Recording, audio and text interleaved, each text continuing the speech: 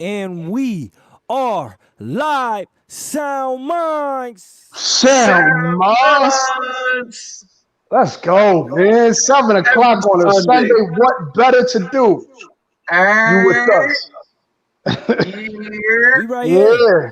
And you So know this what? is You know why they talking. here though? You know why they here? Because they Uh-huh. not gonna miss these gems. Right, right. Do not miss any more gems, y'all. It'll be a big mistake for you to miss these gems, especially as you see these new episodes, season 2. We are on a whole different level right now with season 2 from season 1, and all we did was take 1 week off. So trust and believe salute when I tell Lucy. you, we only getting bigger. Miss Lucy's on there. Uh-huh. I definitely want to salute her. Shout Miss, out to you Lucy. are a great support, and I thank you for everything that you're doing. I wish I was Lucy's living in the in Connecticut. co-star. She's the Hey, sister on the I constellation. wanna ask if Lucy, could be our first like moderator, you feel me, for the chat. Yeah, bro. Oh, Yeah, Like, why not? wow. Why not? hey, Yes. like, hey, Why first not? moderator That up would be on deck dope. right now, man. Like That that'd would be be dope. dope. I trust her. Yeah. A true supporter, and she family, man. She I family. trust her to moderate Okay. this.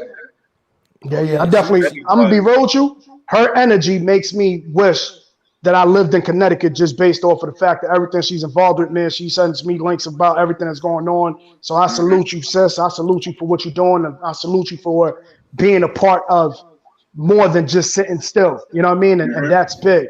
So Yeah, she's salute to you. shining. She's and that shining Yeah. on a right regular there is basis. You heard? love to the Sound Minds podcast Let's supporters. go.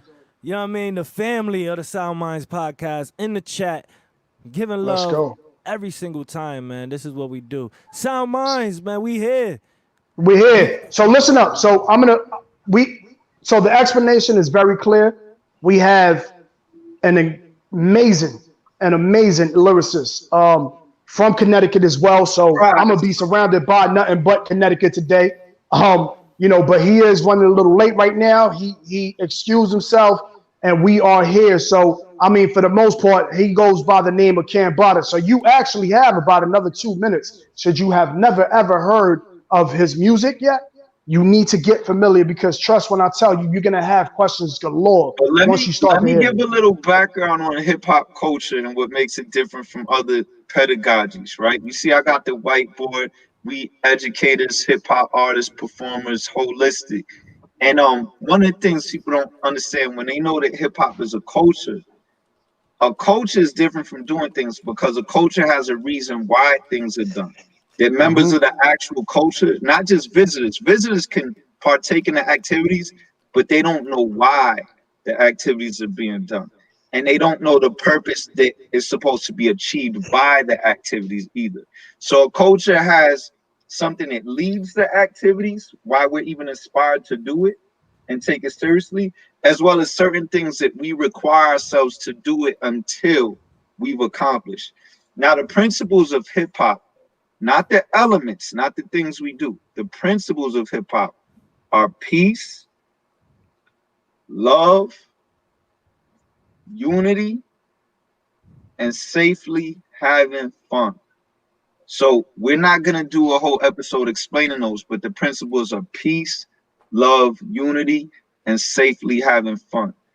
These are Hmm. principles. Oh, Jaden Castro's in the building. He representing hip hop worldwide, bro.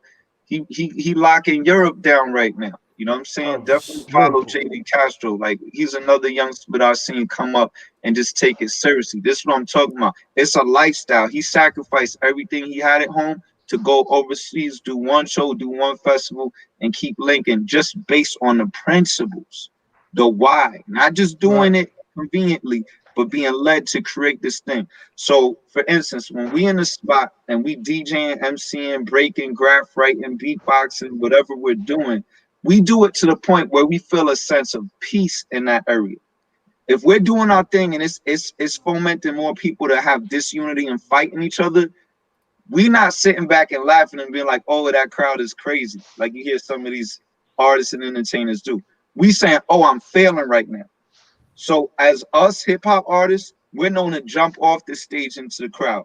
We're known to change our set list or change what we're doing to facilitate and change until we're accomplishing peace, love, unity, and safely having fun. We're known to be understanding that we could be misleading youth, even by accident. These is Mm-hmm. things that we're doing. Oh, I am Songbird on the chat. What up, sister? We got two sisters shining in the constellation. She bodied this album that we're featuring tonight, Lunar Solar Duality. You're gonna hear her beautiful Songbird voice all over the record. So it's a privilege, Queen, that you joined us as well, along with Queen Lucy. We got two sisters already shining in the constellation. But real Yes. quick, I want to say this, okay?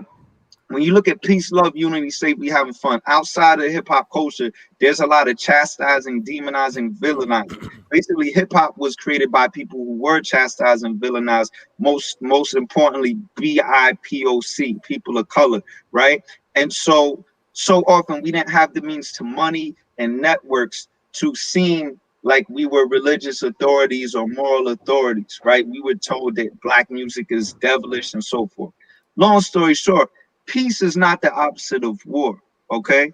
Peace is the objective. And once you understand that, you understand people engaged in violence are trying to get to peace. And that's what these moralistic groups that have good intentions don't do that hip hop does. We don't tell you you're a criminal if you're engaged in violence. We say, okay, violence is a strategy. We got some other strategies as well: rapping, MCing, dancing, counseling. We introduce the idea that peace is an outcome. Mm. Okay. We don't get mad at you for being violent. Same thing with love. Love is an outcome, but there's many strategies. Sexual energy, sex is definitely a strategy to love. There's also listening, different forms of communication. There's a book called Five Love Languages, but hip hop is already on this. We don't demonize you for sex or sexual thoughts or sex at all, because at the end of the day, everyone on this podcast, all three of us have kids. And the most beautiful thing that ever came in our lives happened through sexual relationships, right? Which is our children coming forth, right? So you could never say that sex is completely bad in itself, although just like violence, it can be overdone and it can be exploitative. So now we come back to the unity, right? Unity is the outcome. So we never say money is bad. Money is one form of exchanging with people having unity. But there are other forms, whether it be b-boy, MC, and breaking, fashion. We're just letting you know money is a Graffiti strategy. too. Don't forget graffiti as well. Well, Gotta mention graffiti. Yeah. graffiti is like Mm-hmm. probably the most important, because Mm-hmm. look at the Black Lives Matter murals we've been doing, right? When Right. I shut Right. my mouth, we can have the greatest conversation. But if I walk away and there's a piece up there, what's gonna make more of a long-term impact? My bars for that hour, Mm-hmm. or the piece that's still gonna be there all year, right? Right. For us that was in the conversation, yes, the MCing was more relevant. But for those who was not in the conversation, when I was a young boy in the LES, I seen a piece that said, "If art is a crime, please forgive me." Mad big, you know what I'm saying? Mm-hmm. Which made that Mm-hmm. impact. So now we said peace, we said love, we said unity. But again, that doesn't mean violence is bad. It means we recognize violence. There's a need for peace that someone's trying to get to, that we can help them. We don't say sex is bad. We recognize we can make it holistic. You don't just have to use sex to achieve love. We don't say money is bad. We say even if you have less money, there are other ways you can negotiate and exchange and be unified. That's why it sucks when people say, if it ain't about dollars, it don't make sense, or money talks and I can't hear you. That's the opposite of what hip hop culture tells you. It tells you money is one way to create unity. It's just a strategy. And I say all that, which Cambatta's giving me a minute to get to. I say all that to get to safely having fun. Mm. Because when you look at what people think hip hop is, which is sex, drugs, violence, and money, we covered all those except for drugs. And the one that leads to safely having fun is drugs, the most controversial. Now you're Mm. gonna say, well, how can you say drugs isn't a problem and drugs isn't the opposite of safely having fun? Because what is now called drugs originally meant other substances, other things that help you escape or take your mind off pain in your current reality. Now, our indigenous ancestors before white supremacy not only used ayahuasca and you know, I won't go down the list, but many different natural forms of substances to Right. change their state of reality, they made them mandatory in their rites of passage. A lot of times we don't have rites of passage in our modern society. So kids is just not sure when they adults and when they children. But our ancestors would use these things in a special way, not to get people addicted, certainly not to exploit people, but to shift their consciousness. Okay. Now, a cell phone can shift your consciousness. Food can shift your consciousness. The things you watch on YouTube, being Mm-hmm. around certain people, being in certain places can shift your consciousness. So let's be clear. There's another thing hip hop does. It lets you know it's not a matter of demonizing things because these are all part of our existence. You can't avoid them. It's a matter of being aware of how these things work. So whether you talking about marijuana, whether you talking about ice cream and sugar or added salt, or whether you're talking about the videos you watch or the people you tend to be around, whether you're talking about keeping yourself away from certain type of individuals, but you always want to get back and hang out with those individuals for some reason. This is what hip hop is saying. Drugs, things that can be addictive, things that can be an escape, are a path to what? The need for us to safely have Have fun, fun. right? Right. In other words, to have some joy that's different from the pain or abuse or trauma that we're around. So the brother that's coming on tonight is going to speak to us about this aspect, right? And again, this is one strategy, right? Jumping on stages for me, I'm addicted to that, right? It's an addiction that I choose to cope with because I know I can control that. I can get my dopamine and serotonin serving the crowd in a way that creates peace, love, unity, safely having fun, right? I stay more and more away from things that I'll be addicted to that would not serve the principles of hip hop. So that's just a little lesson in the background of why this episode is really important for us to not demonize or criticize each other, but to understand how hip hop culture practices understanding strategies, but most importantly, principles. Because once you understand you're looking at a strategy, not an outcome, you can allow people to have different strategies all to reach the same principles. Sound minds. SoundMinds. Sound SoundMinds. minds to that. Let's get into the intro. Hey, let's go. Let's go. This is the SoundMinds podcast. You don't want to miss these gems. You don't want to miss these gems. You don't want to miss these gems. This is the SoundMinds podcast. You don't want to miss these gems. You don't want to miss these gems. You don't want to miss these gems. No. Don't forget to get at Rashaman when you need that mixing, that mastering, that production, that singing, that everything you just heard in that intro was Rashaman. Salute you, King. Yeah, salute, brother, salute. So And now as we you have As you see, we do have in the building our special guest. Let me make sure we get the banner up here for him. Our special guest, Cambatta family. Let's go. peace, brother, peace. Peace. Yes, sir, man. Thank you for the invite, man. I'm more than honored. Appreciate you guys. What's good, POP? Honored to have you, King. You shot it right now. Appreciate Yeah, you thank you, coming. man. I wish I was shining physically. I just woke up, man. I was up till like 9 a.m. writing, dude. So fresh off, fresh off, Now, talk about that before we get into questions. Talk about that. What's that like being in a zone where I'm assuming you lost track of time, right? What's that like being in a zone where you could just get lost in a thing and come out and realize it's 9 a.m.? What's that like? I mean, it's hyperbolic in the sense that, I mean, it really makes it seem like we're using new clocks or old clocks to study new time. It doesn't. You'll go down and you'll be just penning away, and all of a sudden it's daytime. You hear the birds chirping. When you are in that zone, time don't got the same rules for sure.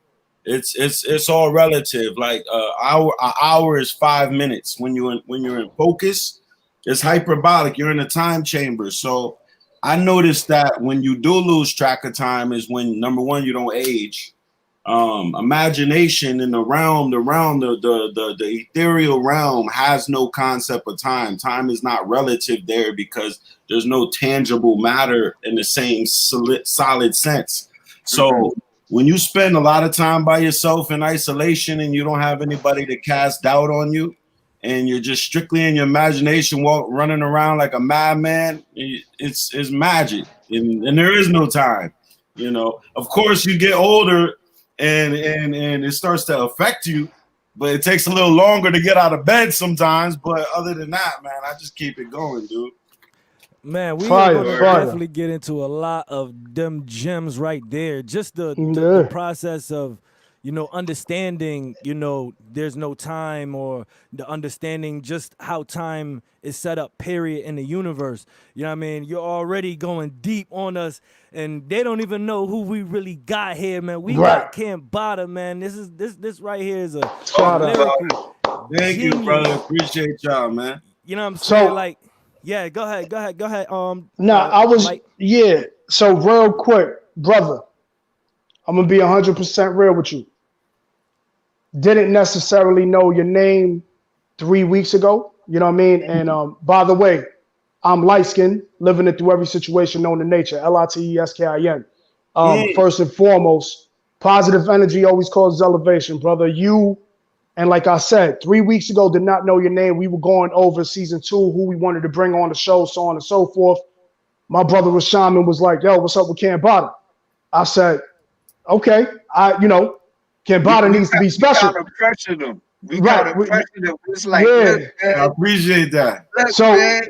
So here's what, and I'm gonna tell you right now, man. 3 weeks ago, right? Give or take 3 weeks. Started doing my research on you. I'm gonna tell you straight off the bat, brother, and I'm speaking from the eyes, from the soul, from the spirit of a lyricist who is straight up what we do with bars and being barbarians and all that, man. And truth of the matter is, from those 3 weeks till now, doing my research on you, brother, you are a blessing to the game. You are a blessing to the culture. I respect, appreciate, not only that, but I honor your artistry. It's on a different level. So now this is not, and I know, you know, we live in an era and a time where it's just like, yo, this dude is giving way too much love to. Listen, man, when you hear something that's a breath of fresh air opposed to the nonsense that's out there, I gotta tell you, brother, you are on a different level, man. So when we brought you on, you know what I mean, and you agreed and all that, man, again, no red tape, no nothing, no politics. We're straight up on some, it's love. And there's a couple of things I'm gonna get into, man, just watching you and your interviews, man, not only your music. I gotta drop the footnote on that. Light is known to slay people. I'm hard. I'm gonna be real with you, man. That's the footnote on that.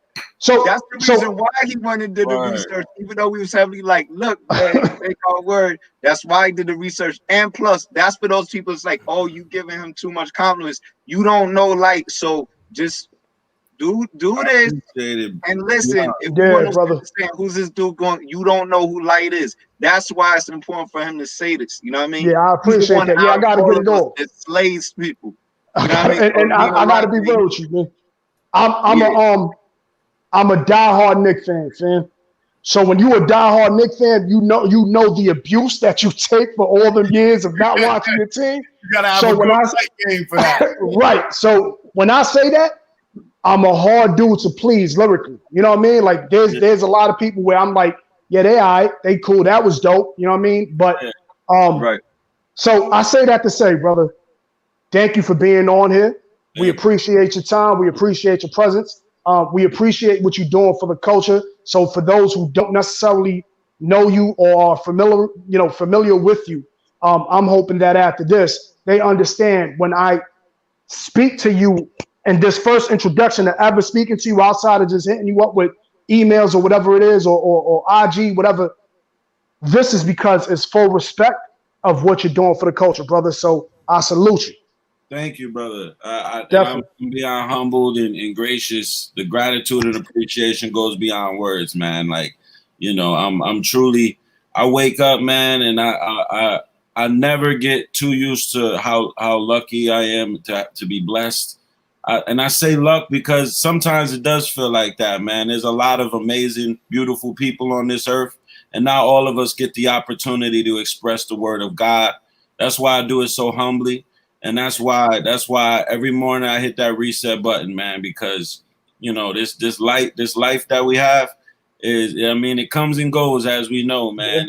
And to be able to speak to the people and use this hip hop, which has already been, laid down, loved, fucked, then raped, to bring it back and lay in the bed with hip hop nowadays ain't the same. You know what I mean? It ain't the same. It's been traumatized. And it takes strength. It takes the community. It takes gentlemen like you guys to uphold it and keep it out there, man. The young kids don't give a damn about this unless we make them. So thank you guys for what you're doing. No, definitely, brother. And we're gonna start off, man. And first question off the rip. I need to know why the name Cambatta. Wait, hold up. We gotta introduce him though. So you did your research. Oh yeah, go ahead. But what did we find out for those who don't know who he is? Because they can still be like, okay, we co-sign with the strength of y'all. But Rashaman, give us a little background on Cambatta for those who don't know. Well, yes. So I am King Rashaman. As you did hear, though, King Cambatta came on and said PUP, because I am formerly known as PUP, but I gotta let them know that we did change the name to King Rashaman, coming up, because my birthday just passed and your birthday just passed. And I'm saying that right now at 7:21 on the dot, and his birthday was 7:21. Wow, connections, dude. Crazy connection. So I'm saying that right there. So happy belated to my brother you too, Cambatta. brother. Happy birthday to you too, brother. Yes, sir. My birthday was on the 28th. 33rd. Coming into the 33rd year, you know what I mean? Oh, you too? Yes, sir. 33rd on the 2020. It's two lined up. And 7 days apart. 7 days apart between y'all. 777, brother. There's a lot of numeric games being played right now. Brother. You 7 times 4, I'm 7 times 3, man. There we go. Yo, it's so crazy. So the alignment was perfect for this, because at the same time I was looking to drop, our feature, our track that we got together called Fifth Dimension.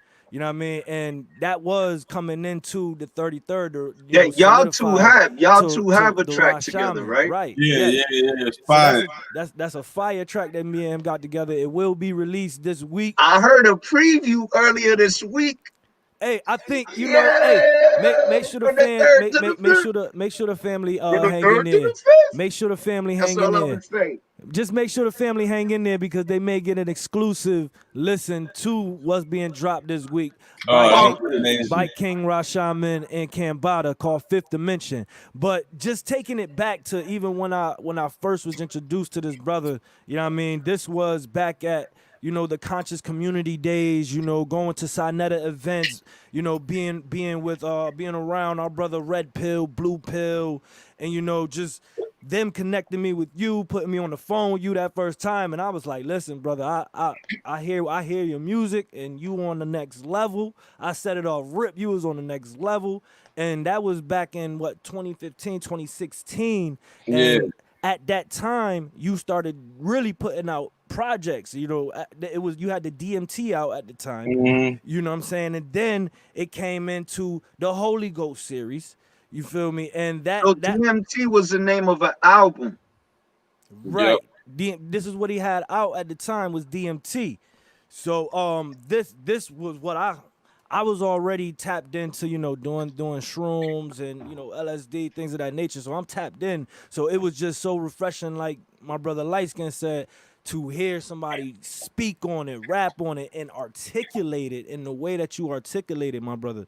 So I was a true fan from the get-go, you know what I mean? And then, coming up, we do have a track to drop, you know what I mean? And that is the background, on, how me and you, got connected, and to flash forward, now we have LSD after DMT, and that's what we want to get in and show the people and talk about today, because we're going to definitely break down some lyrics that we hear from those bars that you got on these tracks. Oh man, we got to break down some lyrics.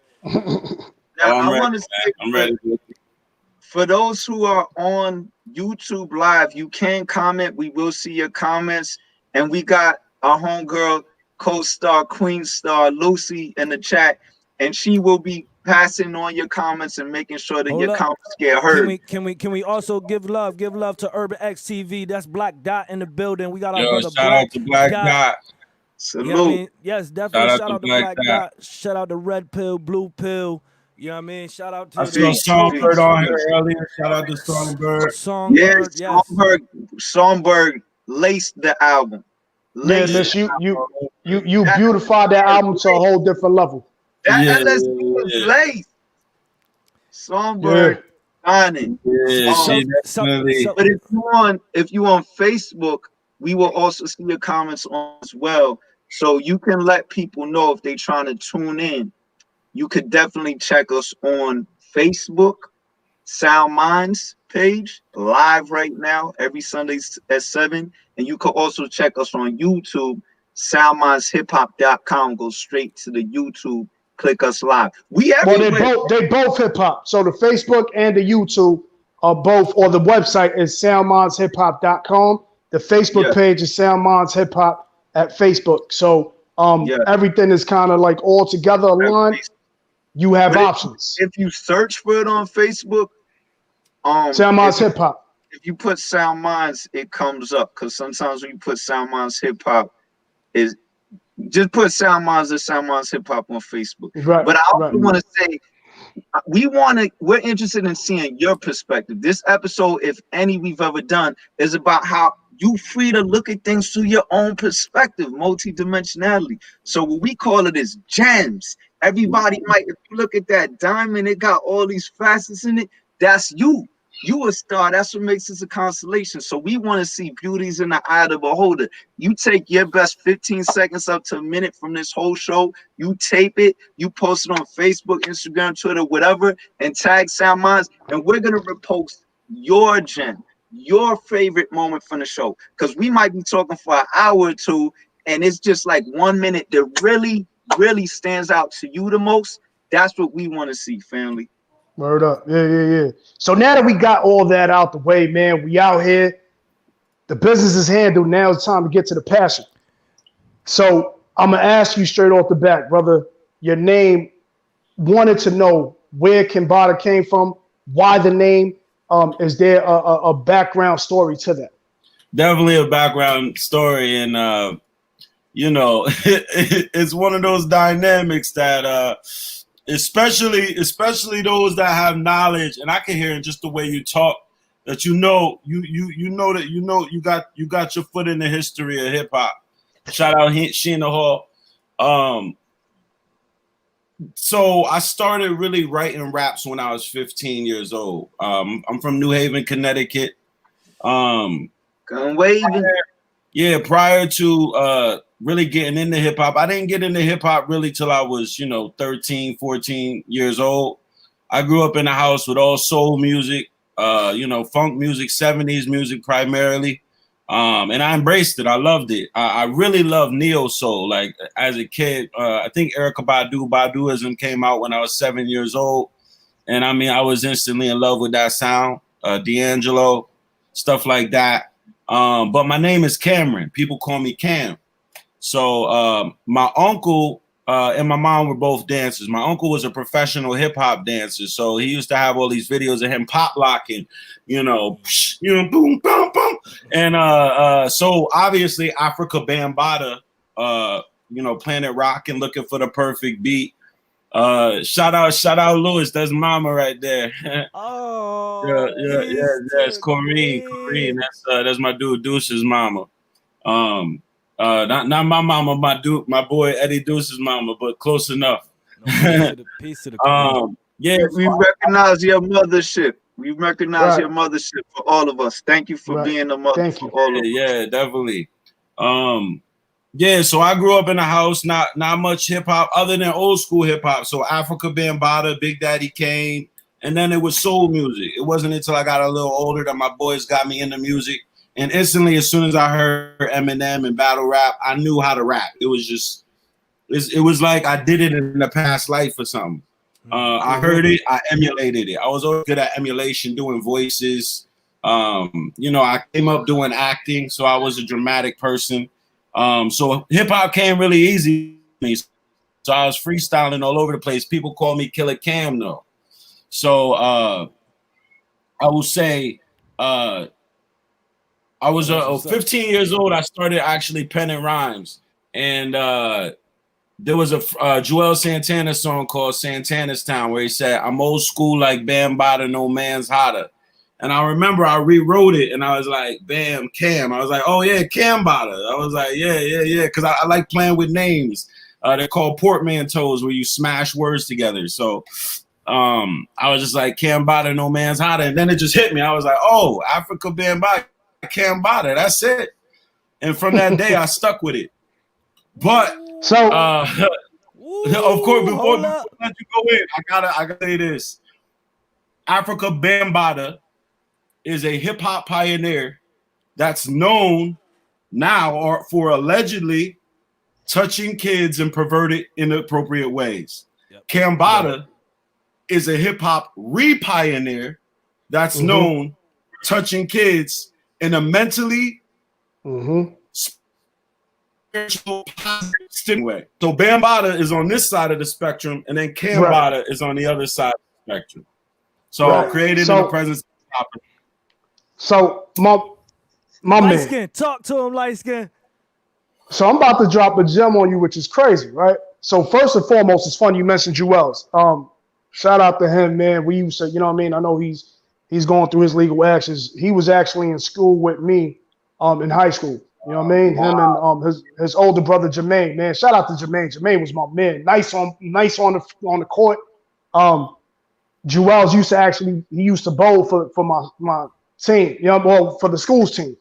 Shout out to Sewell Park High School on the Lower East Side. You know what I mean? So listen, fam.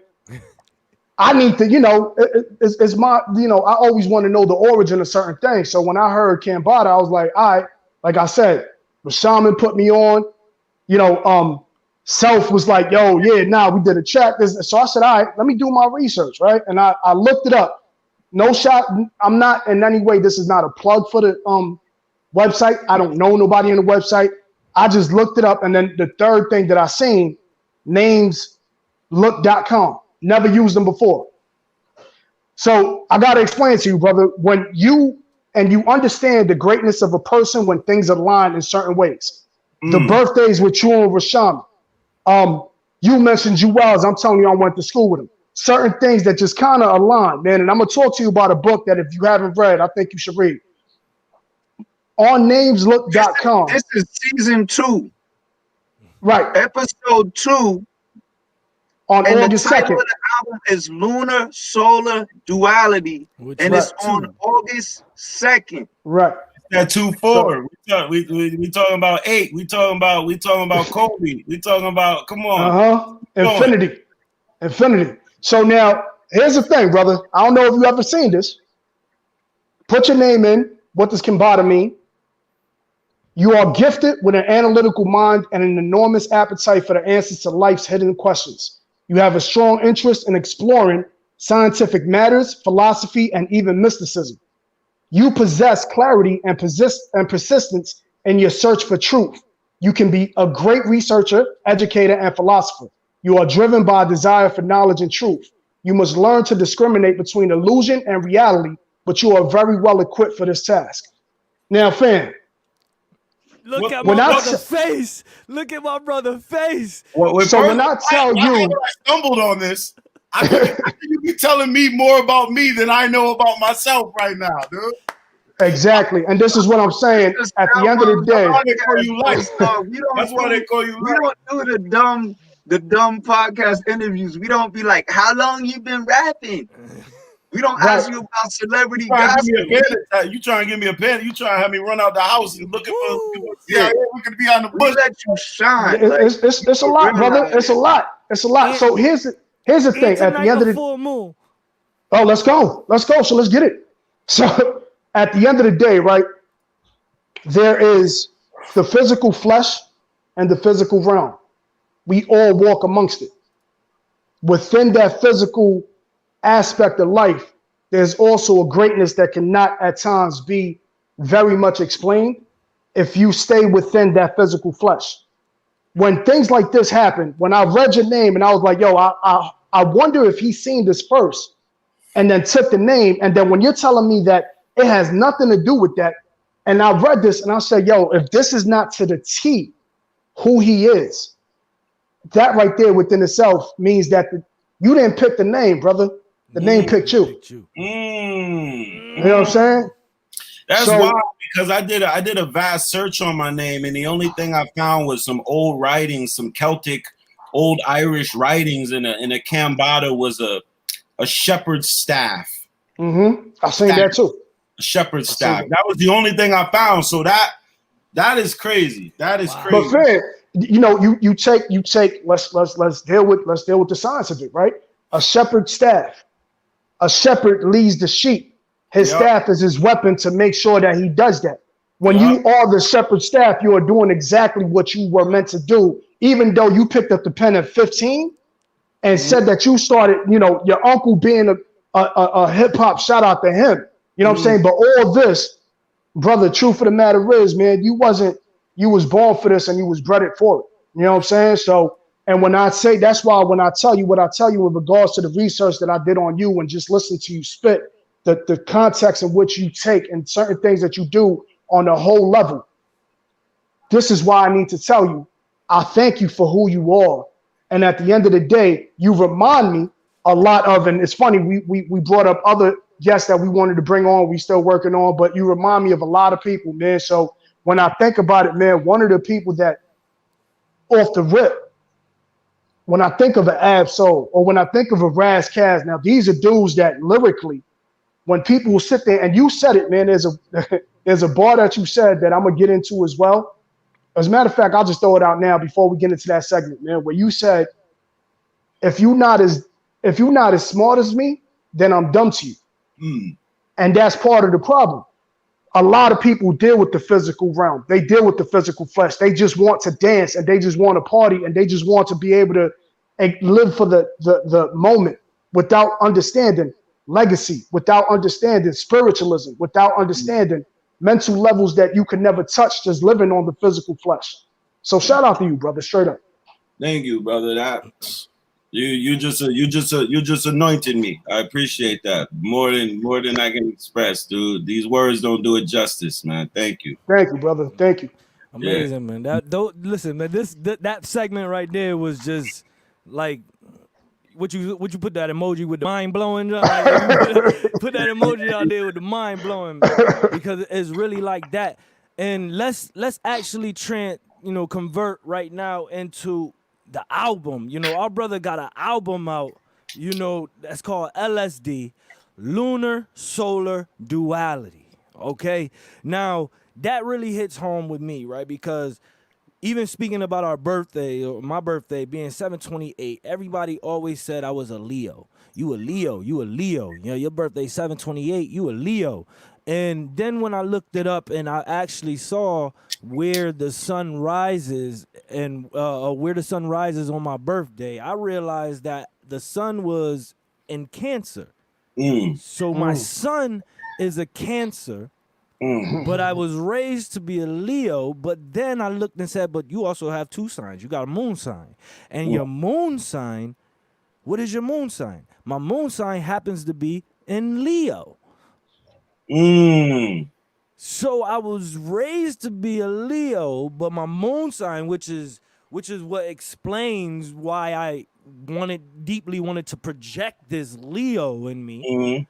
But on the surface, or what I would show, would be that empathetic, understanding, very logical person, you know what I mean? Things of that nature, or deep, or they would call me a deep dude, you know what I'm saying? Like deep brother, like, you know, things of that nature. So that lunar solar duality taught me that I have a lot of masculine and feminine energy to balance. You feel me? And I say that in the most masculine way.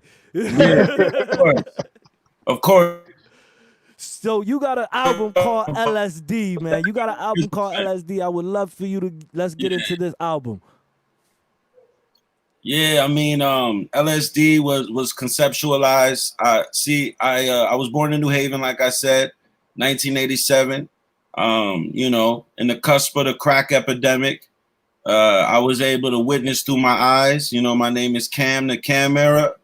I was able to observe and take in the real pandemic, the real epidemic, and that's with you know, respect and I guess honor to anybody that lost their life during the COVID. But to me, the crack epidemic was the worst thing that I've ever seen. And we're still, I mean, that was an epidemic that had no cure. The vaccine was death and insanity and crack babies and autism and everything else, and poverty and everything else. And so I was born in this. I was born in a nest of talent and genius that was deflated by crack. I lived there until I was 18 years old, and I took that opportunity to move to Florida, where was like a second, like I had my childhood and my teenage years in New Haven, and then Florida I kind of carved into a man. I lived there for about 10 more years. And then moved to New York in 2015. So I started LSD January 2016. And I didn't know the name LSD was going to happen until I came out with my album DMT, which came out February 2016 or March, February or March. And at that point, I knew, I was like, you know, the acronym works. It's perfect. And it was supposed to be the next thing that came out, but it took 4 years to finish, because in the midst of that, I did the Tupac murder confession. I hooked up with Red and Blue Pill and Brother Rich. Crazy. I did that Tupac murder confession. Crazy. Yeah, thank you. I appreciate that. I did the 2 projects with Brother Rich that changed my life. That gave me a whole Black conscious fan base, which was one thing you gotta do to be on a certain level of shining is you gotta say things that is naturally off the bat gonna jar people and make certain people mad, because it's not what they do. Nobody want to hear about a Tupac murder confession. And the second side of that is you gotta then, when you get their attention, fulfill it to make people go, oh, I'm glad you got my attention with that. Yeah. So if you mad right now hearing this phrase Tupac murder confession, go hear the track, come back to our post and comment how you felt before and after. But that's just a footnote. Go ahead, bro. Yeah, I mean, and even the backdate that when I moved to New York City, I was 28 years old. You know, and then when I picked up the pen, I always told myself, I'm gonna make it. I'm gonna be a millionaire by the time I'm 23. You know, and then I was like, you know what? I'm gonna give it 26, because that's when Jay-Z came out with Reasonable Doubt, so I could deal with that. Then 26 came around, I was like, 28, 29, that's Eminem, DMX, I could do that. 28 came around, and I saw how far I was from my goal. At that point, I lost all hope and all sense. There was no happy Cam no more. It's like if you're knocking on the door your whole life, and you see them open up the blinds and see who's out there, and they keep you out there in this cold, eventually them knocks gonna get louder, and then I'm gonna kick the door in, and I don't care who's mad once I get in there. So it was like, look, you guys are making me to heal. You know what I mean? I knew I was nice from the moment I picked up the pen. There wasn't a literary or rhyming technique that I could pick up on that I couldn't replicate, duplicate, and eventually advance. It was strictly for me, my whole involvement in rap was for the creative element. It was because it wasn't for attention. This is the difference. Anything you ask the universe for, you are granted. Most 90% of rappers that are successful because they wanted to be famous, rich, and get attention. And they wrote about it, right? And they wrote about it, and they projected it. They saw it. Yeah, you know what I mean? That's what they thought of it. When you do a music video with cars and diamonds and stuff, even if they aren't yours, you're projecting an image of yourself that millions of people have of you, so it self-fulfills itself. Somebody like me that's rapping just for the excellence of rap and mastery of rap. I never believed in wealth. I never really believed in my soul that it was possible. So it wasn't something that I projected in my videos. It wasn't something that was important for me. It was greatness. Little did I know that in order to become great in rap, you have to have a vast amount of experiences, most of them being dark. People don't sing and rap when they're hungry, when they're happy and rich. They sing and rap when they're poor and hurting. So God put me through it. See, that's what we're talking about. A lot of we was just right before you came on, we introduced why this is a culture. We got principles, peace, love, unity, and safely having fun. People get it twisted in their head. They think, oh, they about peace, love, unity, and safely having fun. I relate to this because I come from peace. No, we're about a culture has principles, things they strive to attain. This means people coming out of the crack epidemic, out of racism, white supremacy, so on and so forth. Pandemics more scary than COVID in many ways to many people, right? And for a longer period of time, born into it, right? Was saying we want to achieve peace, and sometimes it takes violence to achieve peace. We want to achieve love, and sometimes you got to understand sex can be used for love or not. We want to achieve unity, and sometimes it takes money, and sometimes it takes being broke and still achieve unity. So just like one thing I said before you came on, which I think is about to touch on, is we want to achieve escape from trauma as well. And drugs, when people say sex, drugs, violence, and money, as if that's a bad thing, these are indicators of strategies to achieve peace, love, unity, and safely having fun, getting away from the dangerous environment of other people always control your view and your unity. You know what I mean? So I back what my bro starts saying right now 1,000%. And that is the principles of hip hop. It's not just saying if you're happy and if you're peaceful, I like you. No, it's saying we come from a place where we don't have those things and we respect those things so much that we use the elements of hip hop to create that where it does not exist. Yeah, I mean, and a lot of it is, people ask, why isn't there more positivity in hip hop? That's because there isn't a lot of positivity in the lives of the people writing the hip hop. You know what I mean? Because when I'm happy and I'm eating good, I'm not writing. I'm eating, I'm watching TV, I'm indulging in my pleasures. Right. It's when something happened and when I got that urge and I got that hunger in me. Hunters don't hunt if they're not hungry.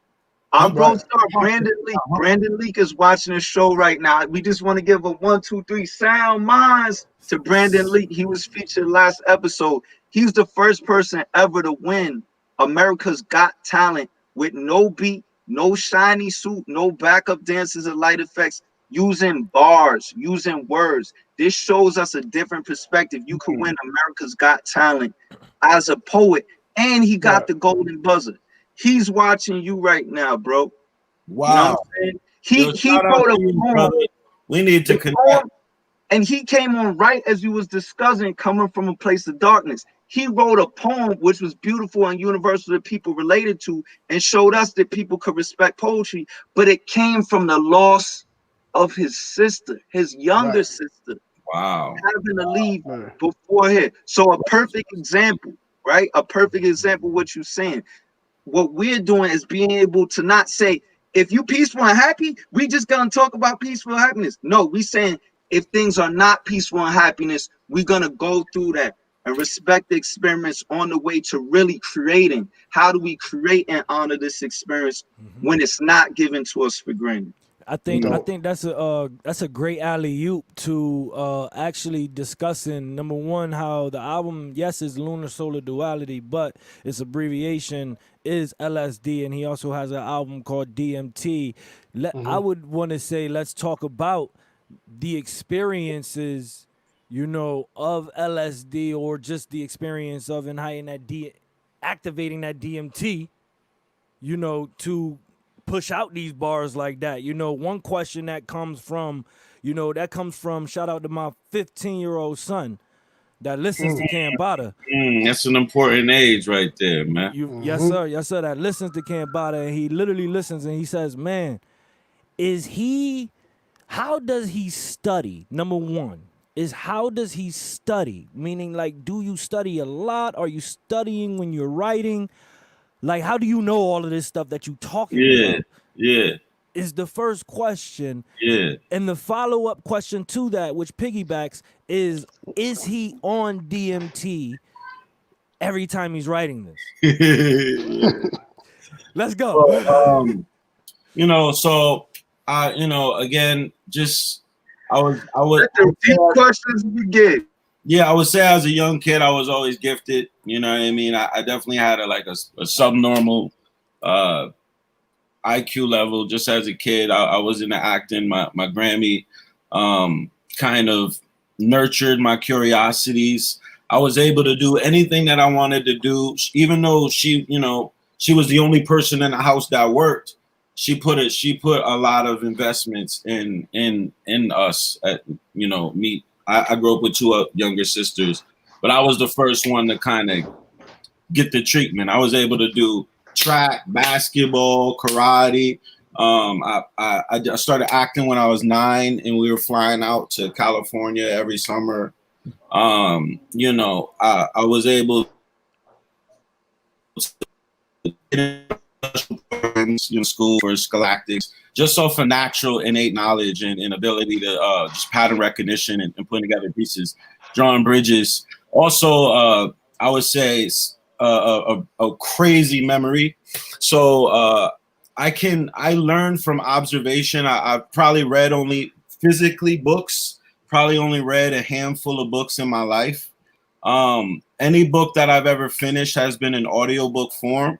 There was a while where when I was in Florida, I would play video games every night on mute. And then every night I would get through a certain amount of audiobooks. I did the Bible on audiobook. I did Tao Te Ching. I did most of the divine writings on audiobook. All the big ones, The Prophet, all of the Robert Greene books, audiobook style. Audiobook was the way for me. While I'm playing video games though, because I don't study. I hate school. I was terrible at school. Even in school, even though I was gifted, once it got to the point where I couldn't bullshit my way through the work anymore, it was just failures. Once homework really counted, failures. I just didn't see a value in school. Once I found rap, I knew that was what I wanted to do. No life or death. It was like, okay, this is it. Nothing else is fun. I don't want to be a lawyer. I don't want to be a doctor. All that requires some work. Because as kids, you're looking at the dollar sign. Oh, I want to be a lawyer or a doctor because they make $100,000 a year. No, bro. Fuck that, bro. Hey, peace and honor to anybody that's doing it. It just wasn't for me. But so I would say it was innate knowledge, me not allowing school to interrupt my imagination. Also, I needed instant gratification for all my curiosity. So when I think something and I'm like, what is this? I would either ask my Grammy or I would immediately look it up. Also, I could pull meaning out of the context to which you're saying it in your sentence. And I just remember how words are placed, which, gives me kind of a direction of what the meaning is. So when it comes to me now, in the way that I study now, I extract meaning directly from the word by using etymological observation. Not even from a book. I've never studied it traditionally, but I could just look at a word. Like you could look at a word. That's important because a lot of people will have these long debates about what a word means and if the word is good or bad, completely missing the fact that the written word comes from the spoken word, and the spoken word comes from the chanted or exerted emotion. If you don't understand the emotional tones that these words are attempting to emulate, then it doesn't matter what you think in your moralistic, if it's good or bad. You got to understand like what he's saying, the etymological history, but he said the etymological observation. He's able to hear a word and get, without looking in what the teacher's saying, feeling the context of it. Y'all have arguments about things that you can't predict until you hear how it's said in the context. I pull it out. I pull out words. I mean, It's like the movie Number 23 with me. Like I was looking at the moon, like, you know, it's a full moon, right? And in school, they used to moon you by showing you your ass, right? Like, you got mooned, but moon is also Luna or lunar, right? Luna. The word Luna backwards is anal. So it just so happens that to moon somebody is to show them your backside, but then the word Luna back on his backside is anal. Then you got words like mother.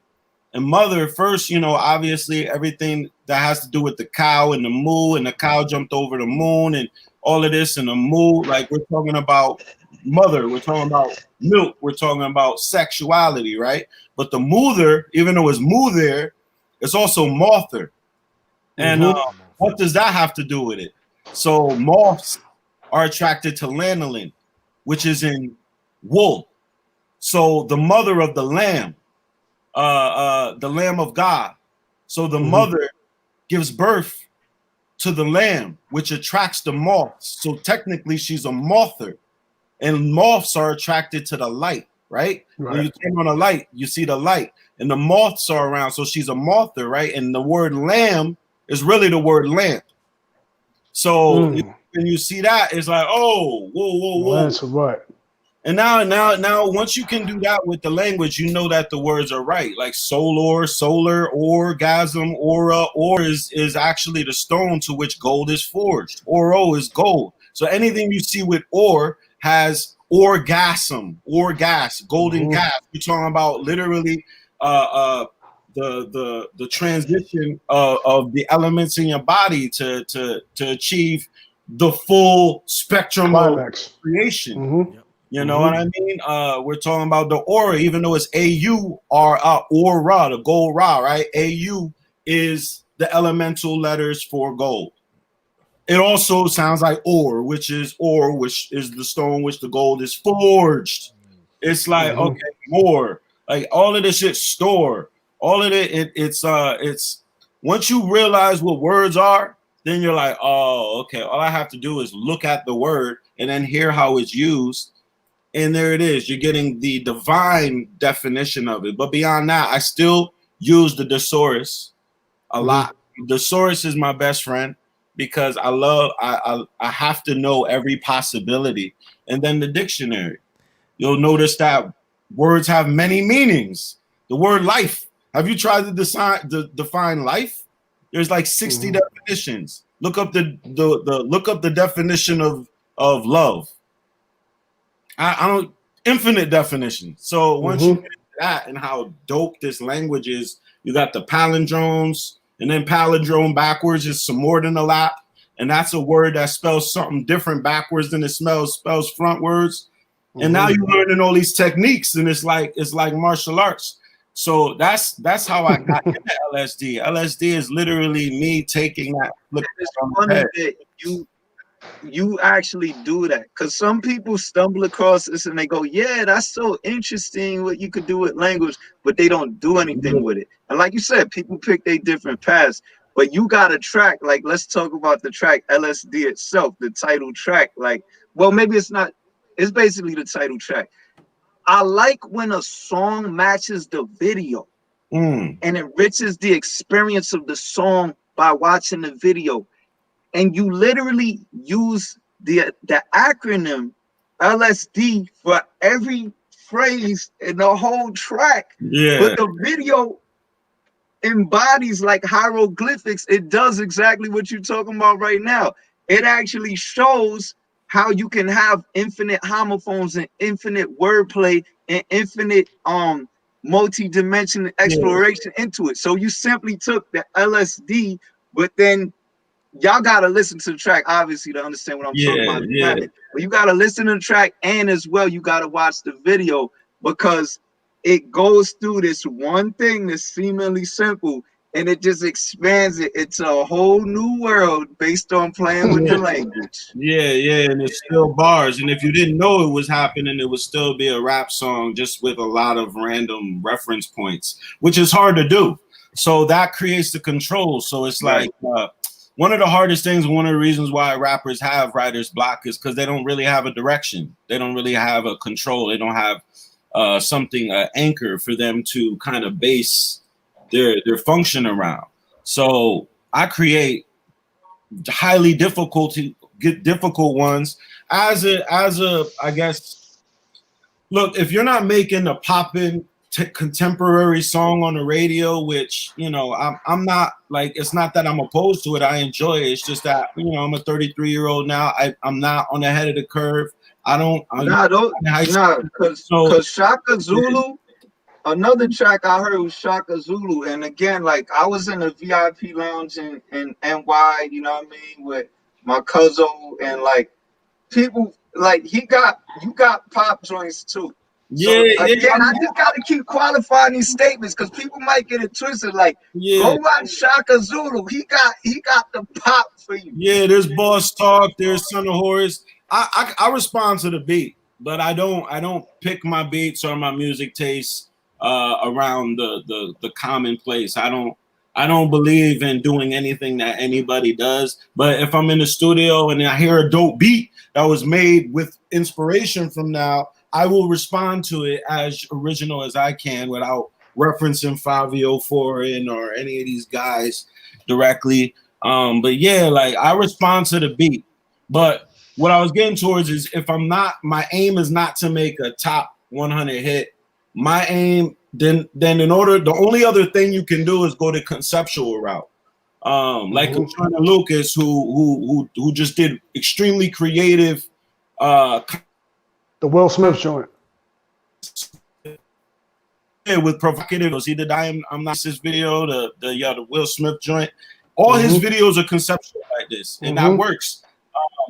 But he's on the surface level. Yes. Right. Me, I like to do things that are not only conceptual, but they're hard feats. Kind of like David Blaine. You only see that motherfucker come out when he's about to hold his breath underneath a cement cave for 30 days. You know what I mean? Right. Or Jesus, in order for him to get his congregation, his disciple membership to believe in him beyond a doubt, he had to prove a miracle. And the people around me that are desensitized to me, and when I tell people I'm a rapper and I'm not pulling up in a Lamborghini, it's like, nigga, you're not a rapper. So it's like I have to do things that could definitely separate myself and also cause a new wrinkle. Like I have to hit the reset button. Like it's not fair that the kids of this age are not immediately inspired by the same amazing raps that I got to be inspired by. It's still there, but they're not gonna stumble into it by mistake. Somebody got to show them Big L, you know. Right. But So you do it on. So you did this on. You do it on purpose to make it hard for them. You do it. You do it on purpose. I like to challenge myself. I like it becomes easier. Yeah, it's the challenge. So that challenge right there, you even take ownership in you being a living, speaking dictionary, LSD. Yeah. You know what I mean? In one of your bars, you know what I mean? I would like to get into some of those bars where even when you said, you know, took a ladder to the 7th dimension, the body is literally spirit detention. Like, can we can we get a lyrical breakdown or the behind the bars on, you know, those lyrics? Yeah, so LSD, when you're dealing with these, and it goes on with the dichotomy and the duality of I grew up in a family that did hard drugs, you know, on the cocaine side of things. And now I'm a kid who vowed to never do drugs, and I'm doing drugs too, or entheogens or spiritual plants, but on the opposite side of the spectrum. And these things are worlds more powerful. It's like the reason why crackheads and dope heads ain't doing LSD and mushrooms is because it's not stable like that, and it's very, very spiritual. And if you got any darkness in you, it will get exposed. So it's not something for the faint of heart. And when you're on it, you tend to even forget you're on it, but you're going through flashes of just manicness. Like, so when I'm explaining everything on LSD, even if it sounds like it's kind of left field, that explains exactly what's happening on your head on LSD. It might take you an hour to make a cup of coffee because every time you take a step, you have another profound thought. So when I say, you know, it's like a ladder to the 7th dimension. Yes. Right now, we are in the 3rd dimensional reality. You know, 3 dimensions, length, width, and depth. You know, also we have, you know, you know, so it kind of gives credence to the fact that if we're a 3-dimensional creature and we cast a 2-dimensional shadow, then that means that our body is a 3-dimensional shadow of our 4th-dimensional self. And our spirit that observes from within us, the kind of the passenger that's in this robot, this Megazord, is a 4th-dimensional being, which then means that is a shadow of your 6th-dimensional self. And they say that this goes on for at least 11 dimensions that are measurable, and they can measure this with light. And this goes into the deepness of what frequency is. Yes. So LSD and mushrooms, what this is doing is it's getting your body to a certain frequency state. You'll feel your body. It affects your central nervous system, which essentially is your antenna, and it's switching the chemistry of your body. And once your vibration is at this high state, you notice your fever's gonna go up. You're gonna be sweating like crazy. But on that level, your thoughts are at a different bandwidth. Point blank, your brain is operating at a supermind that you could generally only access in high adrenaline fight or flight modes. This is what, you know, gives mother her strength to lift the car off her baby, and you're able to do that in that state, but strictly mental. Yes. And so I say it's a literally spirit detention. The body is spirit detention. And I say detention because what happens in detention after school? You get held. You get held almost against your will. And sometimes it feels like we're in a cocoon that's keeping us shackled to it. It makes no sense that I can't do what I do in my brain, in my imagination, my dreams here. This is so sluggish. There's so much resistance. Why can't I have a 75-inch vertical? Why is it so hard for me to just do simple tasks? If you move a couple couches in your house, you're ready to go to bed. Some people. You know, it shouldn't be that amazing to see NBA players run up and down the court and hop around. But it's because our bodies are limited in this body. There's so much friction. There's so much holding us down. And to me, that's detention. That's why I love living in my fucking imagination. That's why I decided to be a rapper and not a professional athlete. Because I knew I wasn't going to do a 360 from the free throw line. I knew I didn't have hops like Vince Carter. It was obvious. I was like, oh, no. Damn, I got to do something to where I can think, you know? And well, I mean, and you know, I was going to say for the most part, man, I think a couple of things you said, man, as I'm listening, man, I think it's very important to understand the evolvement or devolvement of hip hop, right? And the culture. Something that you said, as you said right now, you knowing you couldn't do a 360 from the 3-point, you know what I mean, or from the foul line, and put that physical attribute to your career goals. You yourself said, nah, I'm gonna be a writer. The funny thing is, right? And when I say we, I'll use that word loosely. We have been trained to kind of celebrate such people as William Shakespeare's and, you know, the Walt Whitmans and the Frost and all that.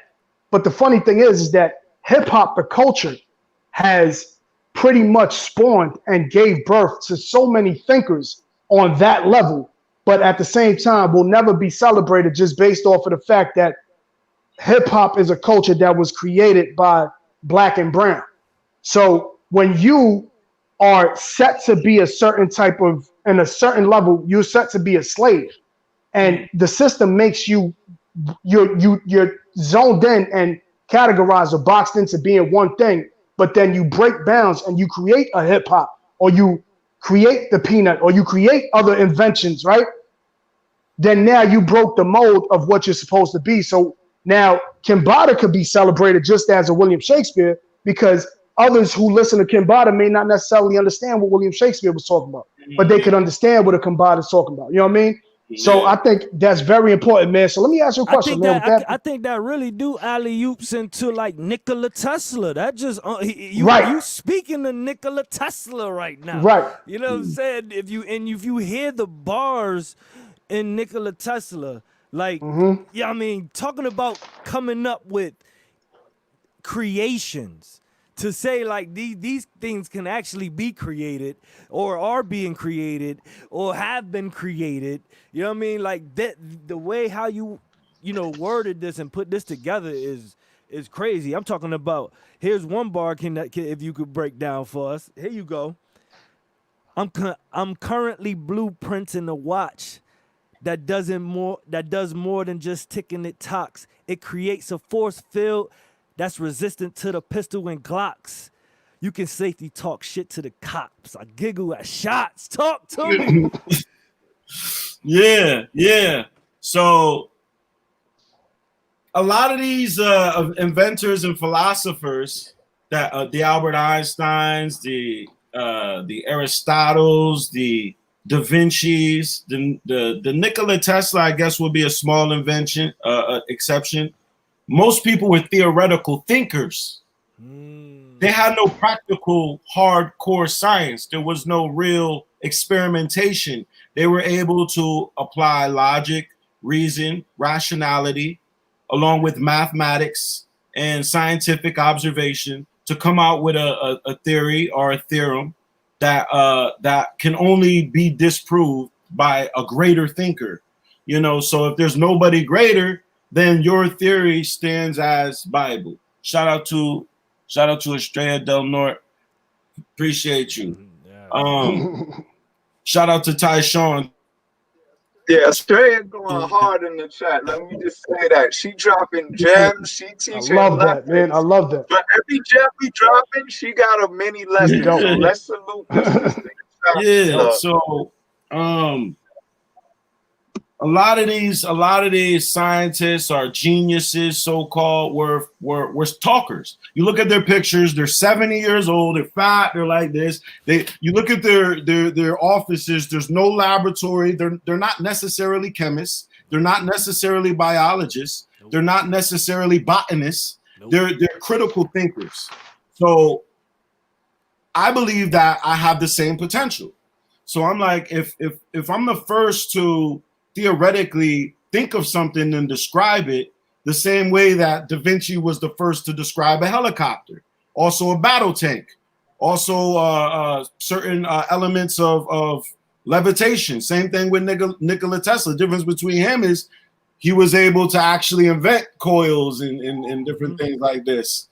But this was my attempt that's why I called it Nikola Tesla instead of Nikola Tesla, both because of the I guess the dichotomy and the duality between the nigger being the ignorant and Tesla being the genius, but also alluding to the fact that I'm a black dude and it's not normal.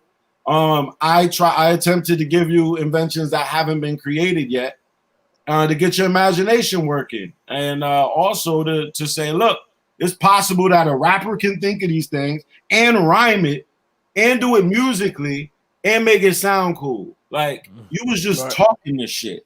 Your shit didn't rhyme. The Bible didn't rhyme. I gotta say two things. One, come on, bro. That was one of my standout bars from the album and from this year. It's a similar, like I said, we had Wordsworth on the season finale of season 1, and Wordsworth had a line. He said, "The cops will have us admitting to crimes that we haven't committed." You know what I mean? And he also said, why would we care to hear what our parents yell? Half our lives was spent on not sharing our parents' self. So you touch on both of those, right? The aspect of teachers and formal education tell us, hey, would your mom be proud of you if you did that? And they don't understand sometimes our parents are the ones who have shared some dysfunctional habits with us that we're trying to get away with, whether it's our father or our mother or both. But two, with cops will have you admitting the crimes we haven't convicted. When you said, I'm so much of an ill scientist, Nikola Tesla, that I'll invent a force field that will protect you and let you be able to say whatever you want to say to the cops. It was a bar. Like you said, like a bar just hits, whether you want to say in the science or not. The bar slap you in the face and you, that hit you. And then you bring your face back and try to keep listening after that, even though it's still stinging. But if you understand the science on that, right? for people of color just to be able to talk the way the average white person talks to cops crazy makes it even more of a double entendre in a bar, because that's like a crazy invention. For us to have a white force field around us where we could just talk, where we could just say, excuse me, why am I under arrest, officer? Because often as parents, what we teach our Black and people and Latino children is that, yo, honestly, cops don't have this right A, B, C, D to do this to you. But since your skin is like this, if they do that, just comply and take it up with the judge or the attorney. Because one, they will come up with some ambivalent, provocative stuff to do to you. And two, you may not make it to that judge or attorney if your skin is like that. So it was a bar on its own. But again, it was one of those things where if you understand how deep it is behind it, it's like, damn, that would be a crazy invention. Because even though white people take that for granted with white privilege every day, we can't just say anything we want to say, even in the midst of a George Floyd, when you getting pulled out the car, thrown on the thing in broad daylight, neck with the knee over it, and you still trying to be polite because you know anything you say can and will be used against you. Speaking of context of etymology, hits different for us. It hits different. It doesn't mean can be and you might get sued. It means you could have your death justified if you're a Black person reacting to just fear and pain. Exactly. You know what I'm saying? Yeah. So I'm a take that alley, right? Fall of Phoenix. And by the way, what you was doing with the wordplay and just the song titles alone, man, crazy, right? Fall of Phoenix. I'm gonna keep it simple, but I think it's so dope, right? Used to curve me, karma has no mercy. My drug abuse history so deep. In order for a cop to frisk me, he has to soul search me. Crazy. Please explain to me, like most people would not understand the fact that while we getting frisked, it's all physical. You're saying I'm so deep, the physical don't matter. You need to soul search me to actually frisk who I am and try to find out who I am as a Black man being stopped by the cops. So what was your thinking behind that though? It was my drug abuse history is so deep. In order for a cop to frisk me, he got to soul search me. I was an addict from the womb. Whether you find drugs or not on me, I'm on drugs. I am drugs.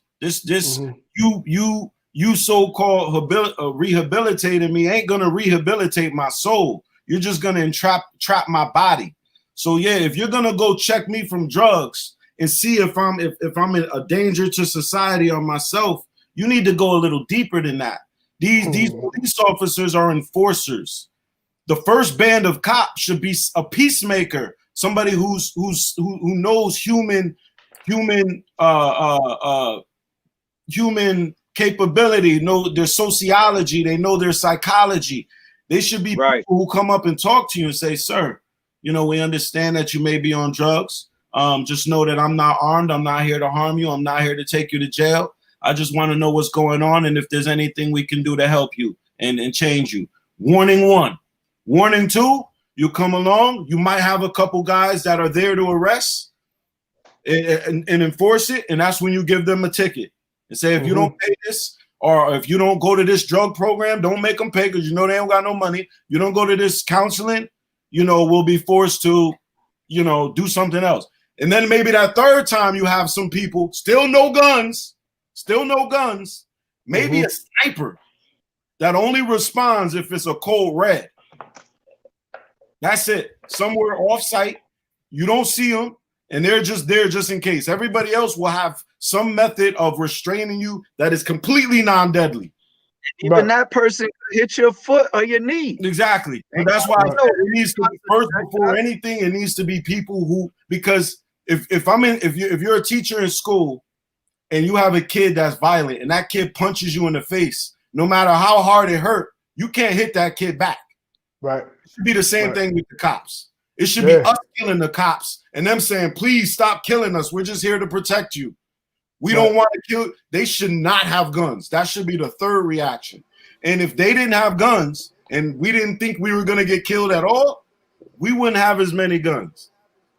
The drug dealers would be like, oh shit, here come the cops. Hey man, I'm sorry, man. We're just trying to make some extra money. We're gonna clear all of this up. Thank you. And then they leave. Give us 3 of those. We deserve 3 non. Give us at least, if you see that happens the too, corner, look at white communities how it's dealt with, and 2, look at if somebody pulls out a cigarette and say a movie theater. What would you expect that to deal with? You wouldn't think they say, "Oh, he got a cigarette in the movie theater." It'd be like, bro, you know what I mean? No matter what your attitude level was, the physical violence level would not even be thought of, right? It's not even a matter of right or wrong. It's what is the justifiable level of violence for a cigarette in a movie theater? You know? There is none. There is none. That shit literally, like, Earth is a free place for all humans. We came to, like, a government should just be like a money management system that distributes our resources. Like, humans should be responsible for their own protection. Ain't nobody gonna protect you. They just come and fucking collect debt and put people in jail. Fire stations are necessary, ambulance, and there should be some called public mediators. And those are the people that go around and they have cameras. That we have fucking surveillance now. You just make it a public matter. If there's people dealing drugs on the block, you send a public mediator to say, look, and you have home free zones. You have states that have like zones where y'all could do whatever the fuck y'all want to do over here. If y'all wanna beat each other up, and give them that. Right. It's humans. Lions are able to kill each other, bro. This sounds like a movie. This sounds like a movie that the futuristic movie, like I think is like cast in like 2030 or something like that. And it has zones like that. Don't go in that, they don't go in that zone or something like that. Oh yeah. District 9. They got a couple of things. Yeah, they got a couple of those like movies where you talk about like people are broken to different casts, but part of the problem is we understand the system and the government in which originated, right? And you kind of talk about that on Bowls of Osiris, right? Everybody got to pay to live. Laws were created by some racist pigs. You can never own a planet, but he made it his. Then he stripped the languages from my native lips. You know what I'm saying? So now when you talking like that and we understand the history of what it is. I think I just heard Bartholomew. We all know that what you're talking about. See, one of my go-to sayings, man. Every time I speak to somebody, they're like, "Yo, what's up, man? How you doing? What you doing?" Ain't nothing, man. Trying to make sense of the senseless. What you're talking about makes sense, right? David Heredia, shout out to David Heredia, Heroes of Color. He said in UK they don't even use guns, right? Some of these people, some places they using rubber bullets and certain things to not kill people. But when you're talking about, brought it back to the second episode that we had on SoundMinds, and I said at the end of the episode, I said if we really want a radical change, let's take the guns away from the police. Exactly. Because there's other countries that don't have it, and it's because police are playing a role like the role that Cambatta just explained. Right, because truth of the matter is, when you're talking about stripping languages, stripping the origin, the base, the backbone to a people, you strip their lips, you strip their languages, you strip their origin, their culture, and you say, hey, pray to this God. I want you to look at this God as a savior. But if your savior looks like your oppressor, then now your brain is all over the place because now you praying to the same person that's putting you under. And truth of the matter is, you talked about that in this bar. And not only that, but you also said, only in the midst of chaos am I comfortable. Religion works because human beings are gullible. That's where it all starts. You tell people anytime, be humble. I need you to, if you get slapped in your face, turn the other cheek. You get spit in your face. Let them spit again. Let them spit harder. But you stay there because you have this God and I want you to pray to this and I want you to be ever so humble. But one of the memes that I just recently read, man, and it's crazy with this pandemic and everything with the protests, they said we were all tricked to believe that heaven is out of this world, out of this earth, because heaven to those that control it have it down here.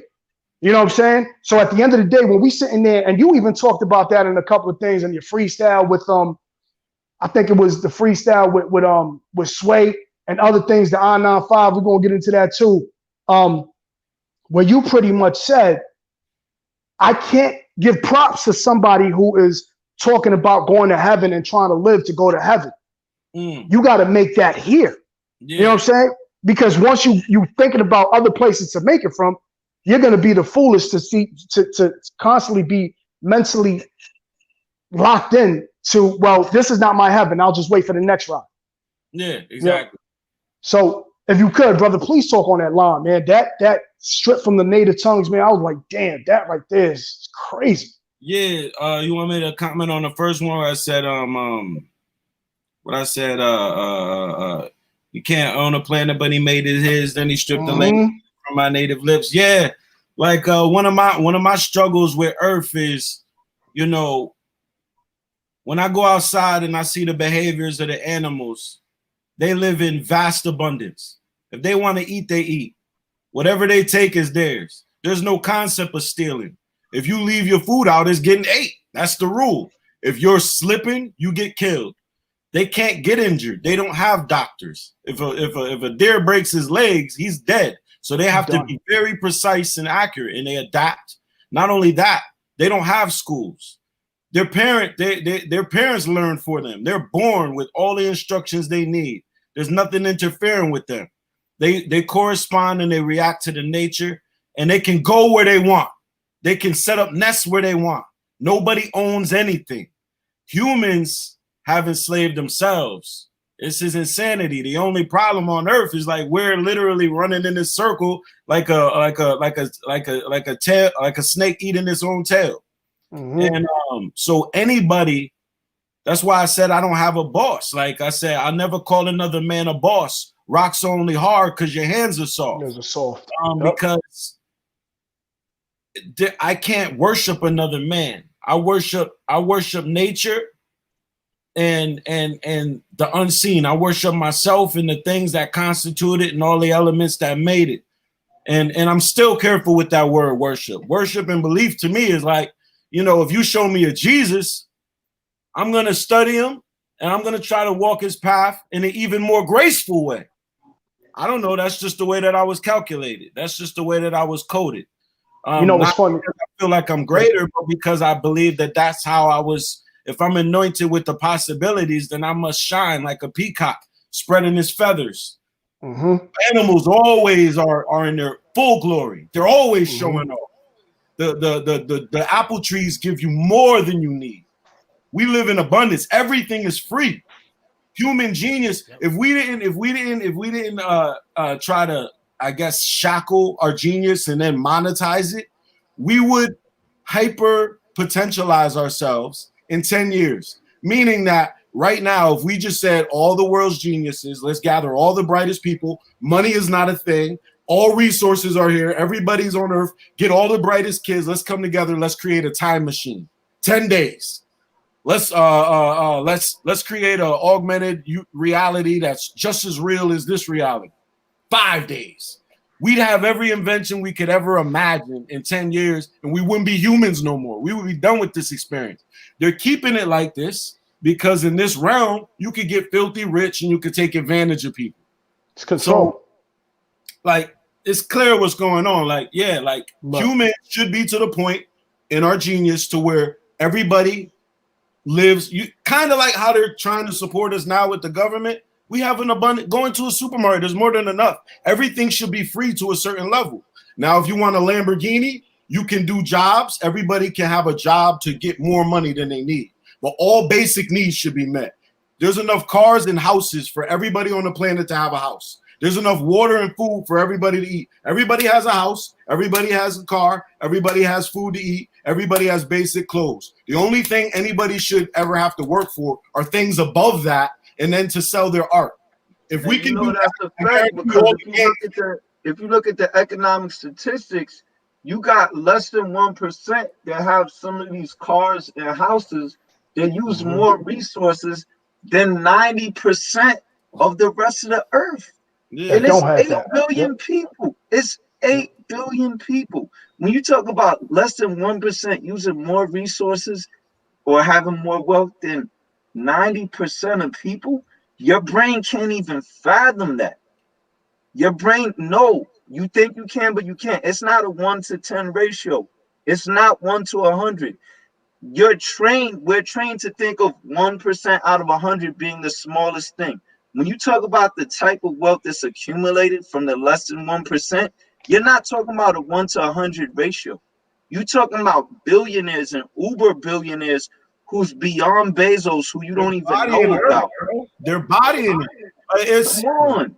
It's Come like on. So like, some humans wake up and they're like, I want to be the greatest rapper. I want to be the greatest basketball player. Some humans come wake up on. and say, I want to own Earth. And Earth. to do that, you have to be talented, And it's to the you have to point. be cool. The only reason I'm saying this is because I know for a fact when some people hearing you say, "Oh, we could all have equity, we could all have homes," y'all trained to think that's ridiculous. It's not ridiculous because a home isn't that crazy. We got earthships, we got tiny homes, we got damn homes that give energy to the grid. That There's enough take houses. solar There's enough energy and houses. give energy back to the companies. Every This human is can have what we 3 have. houses. Every human can have 3 houses and 5 cars right now. Right. What Cambatta is saying actually is simple, makes sense, and is proven. What's ridiculous though, that now you're gonna shut your ears and eyes to, that now you don't want to talk about what's ridiculous, is how some people are using more resources than millions of people for their one home instead of cars. That's Right. what's ridiculous. That's what shouldn't be Right. happening, and that's what is our current reality, or our That's current true. reality in some dimension of our reality for those who Based off live of in the control. limited reality.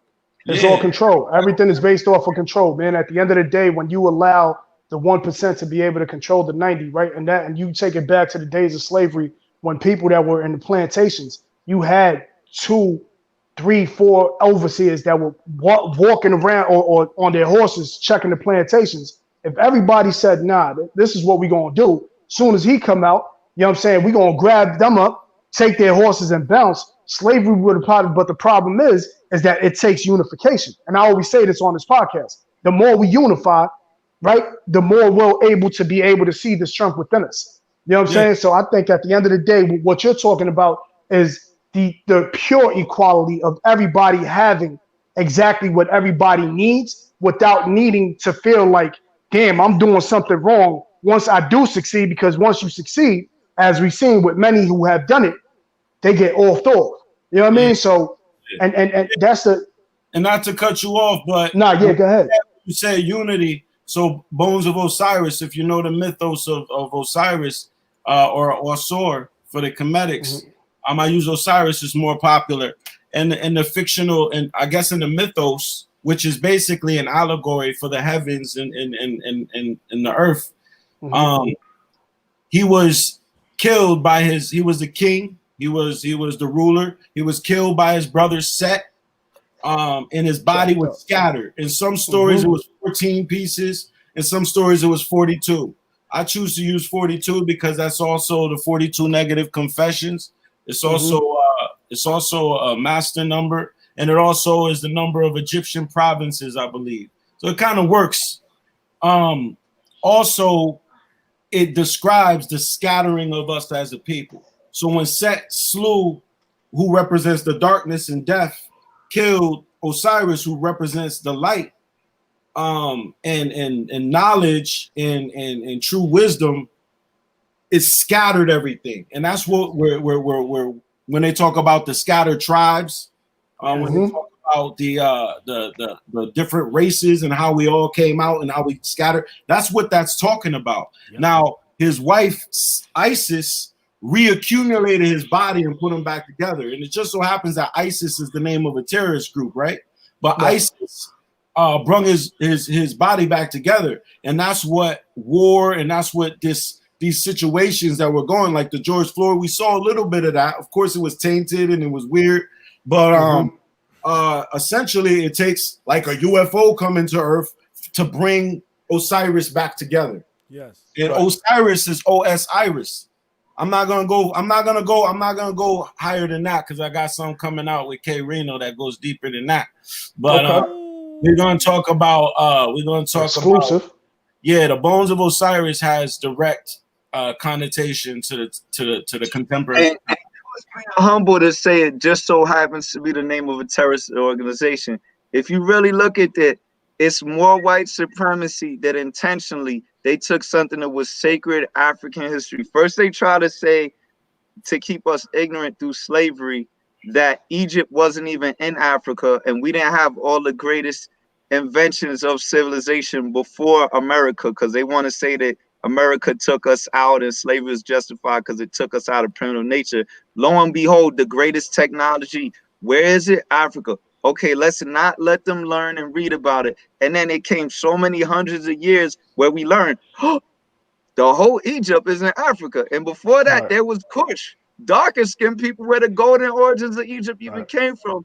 So now that we found out, now they saying ISIS is a terrorist. They named this, they made this whole terrorist organization and named it ISIS to further say, okay, it is in Africa, but it's evil. It's evil, of course. Of course. To do this. Yeah. Every song is intentionally ingrained with that. Even I have a song on there called Son of Horus, and I spelled it Horus.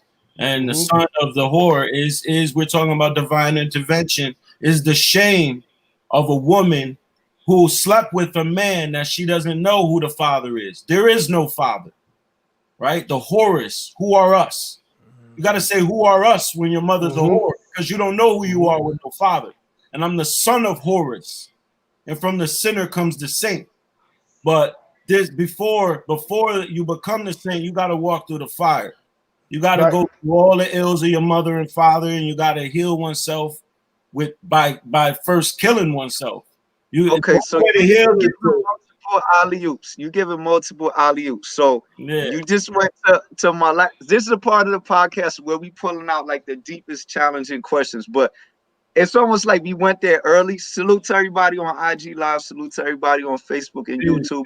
Take out your best 15 seconds a minute on this chat. We getting into the deeper challenge round, but if you've been watching, it's already been deep. Hey, so let's also remind them that we're having this, amazing deep conversation right now, building off of Cambatta's latest album, LSD. LSD, go get that, y'all. The link is in the chat. Make sure Lunar, you download it. Duality. Make sure you download it, go stream it, however you can listen to it. It's in the chat.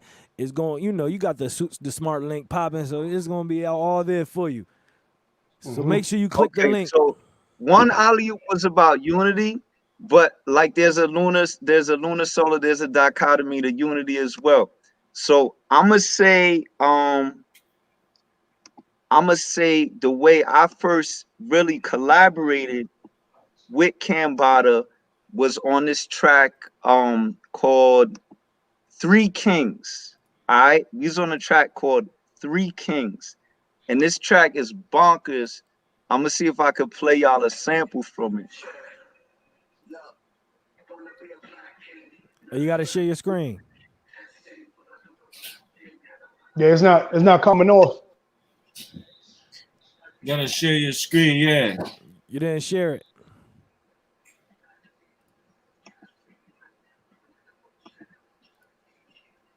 Let me see. Y'all hearing it? Nah. You gotta share your screen. Gotta share it like I think Rashaman, I think you gotta allow it. You gotta select it. No, it is. It's there. You should be you gotta share it. But everybody, just everybody know Three Kings, Self-Suffice, Cambatta, and who else is on it? Right, you gotta select it. Here you go. You got it? Okay. Supreme Allah. Supreme Allah, right. Rap thing had a lot of females, but I never had queen. Trying to put a prophet in the Mary of the Nazarene. Holy water in the tub, come up out the bath clean. Wake up out a bad dream, all I see is cash cream. Running up a check, I'm a track team. Money stimulated like caffeine. I'm a leader of the humans. Pillage a village, I'm leaving it in ruins. The scientists study my genes and I'm a mutant. They watching my life on the TV, I'm a Truman. Yeah, I put my genius in the music, just so all these people can abuse it. All I see is evil and illusion. I'm just trying to see through the confusion. How we on the underground and they don't notice the flyness, shining with gems for the crown and they don't know it's your high and the sound mixing with the clowns, cause eyes go with the smiles. It's three magi pointing out where sunrises, traveler earth. Right there, you know what I mean? I'm gonna stop it on the Peter Aguas and ISIS, but it's funny that it stopped right there because Peter Aguas and ISIS, this is what we talking about. My bro star right here blends everything from the hood to the brick wall graffiti to the hieroglyph and the pyramid. You know what I mean? So when you talk about travel the earth from where's Peter Aguas and ISIS to the motherland, to, you know what I'm saying? Like this is, it feels so good to be able to connect with a brother that I didn't know, that I knew was closer to me than a lot of people that I did know, alignment wise. This is why it's important for Light to start the show talking about how he didn't know and went to do his homework on you before you came to the show. Because sometimes if people that you already know is the ones dapping you up and saluting you, you're not really mastering your craft. Sometimes I like to go to cities and states where they never seen me before and just spark my energy on stage and show love and get that same reaction, because that's when I know if it's actually what I'm being versus previous relationships. You know what I'm saying? Yeah. I wanted to ask you about that first and foremost. Like, I was on a track with you. I had heard about you already. You know what I mean? I respected what you was doing already. But I was on a track with you, and it was like we had both connected through Supreme Allah, who, shout out to him, locked up right now. You know, peace to Supreme, peace to the Comrade Kent. You know what I mean? He called earlier.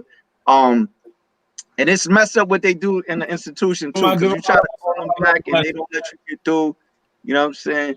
But that being said, tell us about that. What's the pros and cons of collaborating with artists even before knowing who's on the track sometimes? Because on one half, it's like Light trust in our judgment.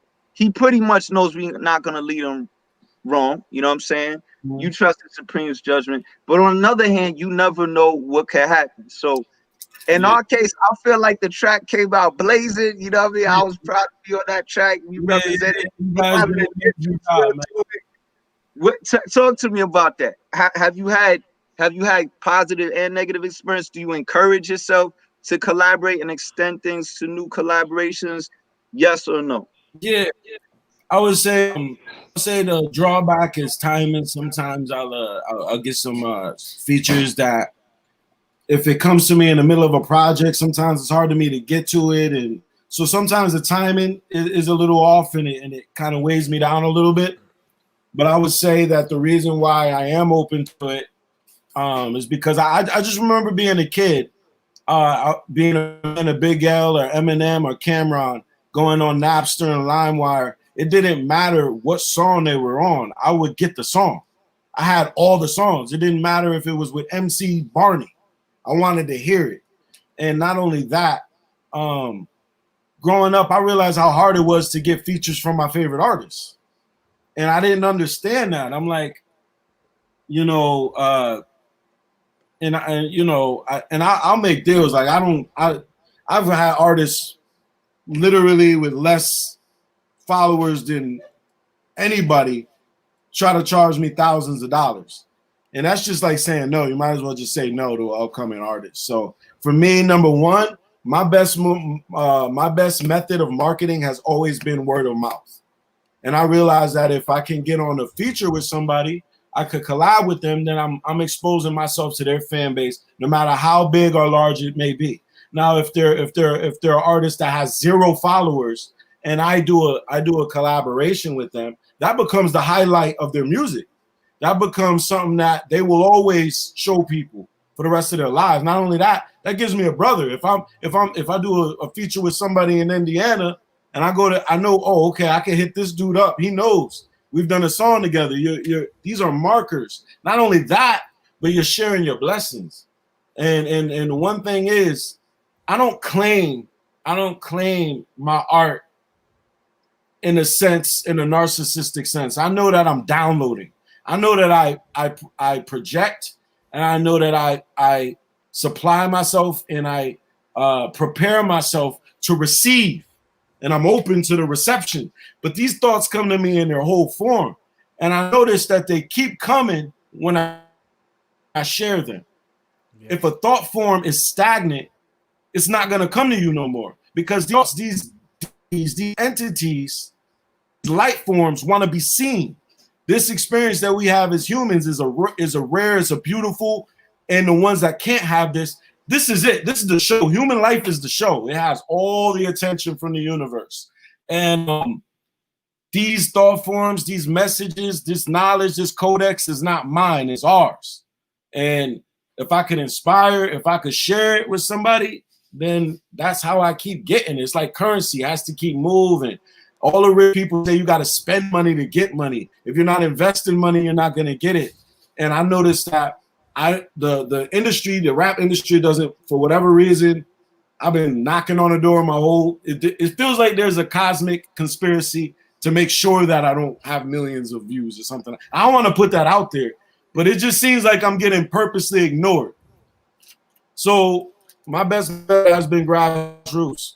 Keep it 100. So, you know, stand as humble as the next man. Like, yo, let's work. Always, I'm next man. Yes. Yes. Oh, you want to do a song? Yes. Let's go. I don't care. I don't care. I don't care how bad you are or how good you are. You could be the greatest rapper on earth. I'm going to say yes. You could be the worst rapper on earth. I'm going to say yes. Because I know that it's only positives. Unless they mix it off and my timing's off and the mix is bad, then that's a technical aspect that can be fixed. But as long as it's at least a deep beat, you're going to get off on it. And that's a challenge to all MCs that's on the way up. You know what I mean? We on the way up and on the way down at the same time. Like, I've never heard that described better. Yo, I want to piggyback. Collaborating with new artists. I want to veggie back. I'm gonna pass it to them to have a question, but you answered that question. Like, I want to follow up on that, because exactly what he just explained is my experience with the brother. You feel me? Like, that's my experience with the brother, and just reaching out and saying, "Yo, what's up? I got a track. Let's collab." It was straightforward. Yes, got on the phone, listened to it, heard it, say yes, I could. That's me right there. Send it. You know what I'm saying? It was that. You know what I mean? Even the whole like communication aspect of it, of him explaining, hey, it could be timing aspect that's going on that could have minor setbacks and things of that nature. Well, either way, we still here now, and we gonna sample that track right now. That's dropping. But see, that also because he didn't speak to some. You was humble and gracious. You didn't speak. You hinted at the time constraints, right? So, perfect example of how you build in relationships with brothers. I had a previous track with Cambatta through my track with Supreme. You know what I mean? Supreme was cool with both of us. He put both of us on the track. We both rocked with it, saluted each other, said we liked each other's verses. With fire, really. But then, when Rashaman told me he was gonna do a track with Cambatta, I texted Cambatta. You know what I mean? I hit Cambatta up like, yo, I don't remember what I said, but I was geeked because like Rye's already on that third to the fifth. You know what I mean? So I was like, yo, Cam, make sure you check for the messages from Rashaman. You know what I'm saying? Because I know that you might want to, but you get caught up in other things. You know what I'm saying? So it's also the more relationships that you're building alongside. If it's your first time reaching out to artists, make sure that you working with other artists in the meantime. You know what I'm saying? And make sure you building with other people, because other people do start building relationships and networks where it's like, okay, it's two people reaching out, but this brother rock with my other brother. You know what I'm saying? No, that was a great follow-up. That was a great follow-up. It's definitely it's all up. And everybody there. I got with Andre Chavez too, bro. Yo, that's a conscious soul, man. Something crazy with him, man. We got, man. I'm out here. I'm going hard. I got like, bro. I have enough music to last me to the end of time, bro. I have concepts. I'm about to drop something on 8/24 that takes I tried to separate it from my project because it's gonna take all the emphasis off my project. It's one song. That's all I could say. Imagine if Tupac Murder Confessions, Michael Jackson, and Grand Number Theorem had a baby. That's all I'm gonna say. But we can get it. Let's get into the fifth dimension. Let me give a little background on this joint too, man. Like, he sent me this joint. It was already a hit. The hook, the beat, the flow, the cadence of his voice. So it go from emulating to, I guess, from duplicating and emulating to replicating to enhancing and then to creating your own unique sound. And that's how I can tell you've been doing this for a while, because you're so comfortable in your timing, your flow. It sounds so intertwined and in sync. And when I hear that, like, I knew that this was a banger. I appreciate that, man. I really do appreciate that, my brother, man. Listen, like when I created this one, a little backstory, it was me really saying, I have to, demonstrate more of that fifth dimension, knowledge that I have. I always scratched the surface, but it's time for me to take it to that level, that Rashaman level, because I've went through, those depths and the darknesses of my trips, and I got experiences that we definitely could talk on another podcast about different trips that we and experiences that we have, but it was me embodying that. And what happened was, even the line, one of my first lines in the song that you about to hear was, "My semen created 5 mini-me's." And that was like we was like, yo, that's like a Cambatta line right there. And then my queen, shout out my queen, was like, yo, what if Cambatta got on this? Like, yo, this would be crazy. So then now we have this, the vision started coming together, was like, yo, I'm you know what I mean? I'm already, the approach on the song was in that energy, yeah. They be getting straight to it, don't they? Yes, automatic. Because so you got 5 seeds? I have 5 children. Yes, sir. You created the Megatron. You got the Power Rangers. Yes, sir. Yes, sir. You got the Ring of Fire. You good? That's Allah. Yes. Listen, I say it's the completion right there. So, oh man, listen. So, just embodying that on this track, and then and the way I approached it, and then it was like, yo, this that energy that Cambatta would get on, and as soon as you heard it, you said, yo, this is a hit, this is it. So, yo, without further ado, let's definitely debut this track, man. All of the supporters right now that's live right now watching is about to hear a debut of our track, Fifth Dimension. It's gonna be on all platforms this week. This Friday, you know how they drop it all on Friday. Let's get it, Fifth Dimension.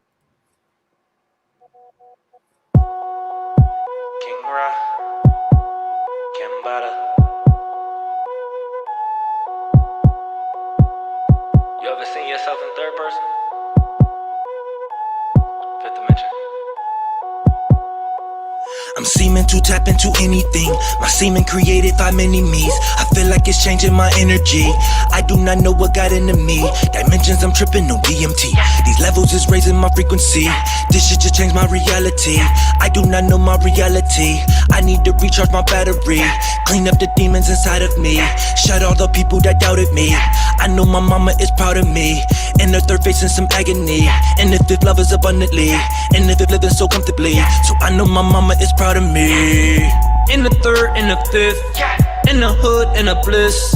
Take a herb, smoke a spliff. I'm the highest you can get. In the third, in the fifth, in the hood, in the bliss. Take a herb, smoke a spliff. I'm the highest you can get. I'm the highest you can get. Like a plane, like a blimp. I'm the highest you can get. To the top, to the tip. I'm the highest you can get. Spread wings and I lift. I'm the highest you can get.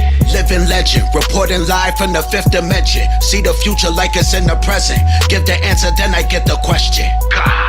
Quick ascension, DMT is like an instant entrance. Life a complicated, simple lesson. Live a story from the fiction section. Dodging the men in black from the galaxy inside a kitten's necklace. Went through hell just to witness heaven. Devil trying to make me switch directions. Lord. Faith of a Christian reverend, hoping Jesus will let him be his apprentice. They ain't high enough to get connections. If there is a God, then I'm his reflection. Shit. What? From the third to the fifth, I'm the highest you can get. Shit. I'm a bird on the cliff. I'll be flying if I slip. Lift. Like I'm riding in the ship. Go to Zion when I shift. Seen Orion in the glimpse. Never lying on my lips. I'ma write it in the glyph. In the third, in the fifth, in the hood, in the bliss. Take a herb, smoke a spliff. I'm the highest you can get. In the third, in the fifth, in the hood, in the bliss. Take a herb, smoke a spliff. I'm the highest you can get. You ain't seeing what I see. I'm the highest you can get. You don't go where I be. I'm the highest you can get. You afraid of you. I'm the highest you can get. I'm not afraid of me. I'm the highest you can get. I'm switching dimensions, I'm in a loop. I'ma tap into the inner you. I see my spirit invincible. Don't let the physical get to you. I know the sun and the moon got a hold of you. I know the Sirius star is controlling you. I know the planets align, it's counting our lives. And if you define, you know the truth. I'm in the third living my energy. In the fifth living through energy. Dimensions I'm tripping on DMT. These levels is raising my frequency. I'm in the third facing some agony. In the fifth love is abundantly. In the fifth living so comfortably. So I know my mama is proud of me. In the third, in the fifth, in the hood, in the bliss. Take a herb, smoke a spliff. I'm the highest you can get. In the third, in the fifth, in the hood, in the bliss. Take a herb, smoke a spliff. I'm the highest you can get. I'm the highest you can get. I'm the highest you can get. I'm the highest you can get. I'm the highest you can get.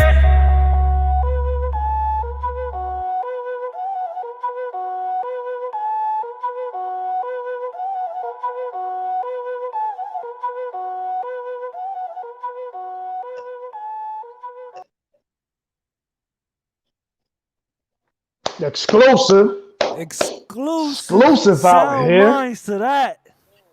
SoundMinds, hard body. Yo, I gotta say, man. First of all, that right there, that track sounds like a perfect Cambatta unmute. Oh shit! Yeah, I said amazing job on that track, bro. That was incredible. Dope joint, man. Yo. we gonna have to, and everybody. So as already announced, this is a track that's dropping on Friday. It's all streaming surfaces, everything that you deal with, all sites. Get on that as quick as you can because you want to be able to play that. Please add it to the playlist. Right? Yeah, definitely. You know, so it's okay to play things more than once a day. Yeah. Like when Britney Spears fans, her songs come out, they play it on repeat all day and tell their moms and little sisters to do that all day. Yeah, now we need that type of support. Underground artists that we actually like their message and their music to do it. People like, oh, am I gonna get in trouble for playing it more than once? You in trouble now with me for saying that. What's wrong with you? Yo, real quick. Put it on a playlist and play that on repeat on the day it drops. Right. Or else the Reverend has spoken. Because you slipping from the third to the first. You one-dimensional. We need to show that this matters enough to play it multiple times. That's what these dumb computers think. They think if you don't like a song, if you only play it once, and if you play it all day on the day it releases, then you like it. So if you smarter than a dumb computer algorithm, put it on rotation, on repeat all day, so we could go from the third to the fifth, from the third to the fifth, and be the highest we can get. I'm real quickly. So I'm gonna say, a couple of things, man, because we jumping in on time, and I definitely want to get into the segment, ball break, right? But before that, I gotta tell you, brother, your humility, your humbleness, is one that is very much unseen. I seen your interview with the Sway joint. I seen how your manager or your peoples have said, yo, you the greatest, he's the greatest MC you ever gonna hear. And at first there was like that doubt or that laughter, or even some people had called them was like, yo, nah, you bugging, son. This dude, and your response was, thank you for your opinion. You just don't understand yet. I understand that. Thank you. Yeah. For you to sit here and say, right, that you have no problems doing tracks with anybody, right? And I got to tell you, brother, to me, and I'm going to put it out there, anybody I've ever heard in Sway has not done what you've done. So you're right. If they don't understand that, then that's them being, that's them on their latency, right? But your humility and the ability. This crowd is more progressive than most. Right. And your ability to be humble for the most part, when most people smell themselves a little too hard and they ain't even nowhere near where you at. I thank you for that as well, brother. I got one question, right? It's not even a question. And then we're going to get into bar break. Thought association, right? I want you to say the first thing that comes to your mind when you hear this. Okay. Tupac Shakur is the most powerful person to ever touch a mic in hip hop and possibly any genre. I would say debatable, but probably true. Debatable in what sense? Because there's been, I think, Muhammad Ali. There's Muhammad Ali, you have Malcolm X, you have Khalid Muhammad, you have some people who had a little bit more direction and less contradiction and visible contradiction that made, in order for someone to believe, like a lot of as powerful now, that's powerful, like his demeanor, his projecting. What he was saying was powerful. How he was saying it was powerful, but there was also a machine behind it. He was young, so a lot of what he said was immediately being contradicted by the image of his I guess activities. His images in movies were always of a stone cold killer. It was hard. It's kind of like Kanye-ish, I guess, a little bit, but more structured and more just raw intelligence. He was powerful. He was witty. He had the look. He had the everything was right about it, except that it wasn't really, to me, like a Muhammad. That's why they had to poison him, because him being. But you said specifically music. I would say, so hip hop or any genre. So I'm listening to you. Yeah, go ahead. In hip hop, it would be between him and Kanye. As far as out of the two of them, I would prefer Tupac, because we didn't get to see him go off the rails like Kanye, but Kanye is pretty much a force, right? He's able to, as crazy as it is, he gets it heard. He was at the, the motherfuckers got the shit. He's got the so he's twisted. He's twisted. Now, and the reason why I say that, right? And then think of this. Yeah. No, go ahead. And then I would say like a Michael Jackson, but because there was so many hands in the pots, it was like when he did speak out, it was like, bro, like, but you're touching kids. You got your hands in the fucking neighbor's diaper, dude. Get out of here. You know what I mean? So same shit. I would say, yeah, like in hip hop and it would be out of Tupac and Kanye, and then music, it would be like Beyonce or Michael Jackson. Beyonce is pretty heavy. She's like the Oprah of shit. But they don't really music artists. We live our life straddling the fence. We're literally playing in the devil's playground. It's very hard to receive. That's why gospel is that's why the Islamics, they only share God's gifts to give praise to God. We're already living the secular life. Like, it's very hard for us to be the example of life. Like it's almost sad that our most powerful voices are from hip hop, but it makes sense because hip hop is the greatest microphone ever. It's comparable to the pyramids. It's the loudest voice we've had. But Tupac and Kanye, on the scale of the kind of shit that we need to be talking about, I mean, we give them a lot of credit retrospectively. It's easy to look back at a compilation of all his best clips where he was saying the most profound shit and he had passion and say, oh, he was the most. Yeah. What's crazy about what you're saying is that a lot of, at least for people of color, we're seen as entertainers even when we're not rapping. So one of the things that, like, there's a lot of people who say they're like the biggest fan of Pac ever, but they can't go back to some of the deepest statements he made. They might have a thug life tattoo, but don't understand. And I'll never forget when he explained thug life, he said, look, white supremacy masters view us as gangsters, killers, thugs, murderers, and rapers by default. So you have an option where you can try to use respectability politics. Like, and by the way, my mom was a civil rights activist who definitely touched base with Tupac's mom. I remember they was at a conference and they got to build, you know what I mean? So I understand that as another child of the movement, what they're up against, you know what I mean, and some of these pressures. But one of the things he said was like, you know, our parents' generation and previous would wear the bow ties and the ties and respectability politics to show that, like, look, we're peaceful people and you're doing these unthinkable things because you're using a black body as a scapegoat for white crime, right?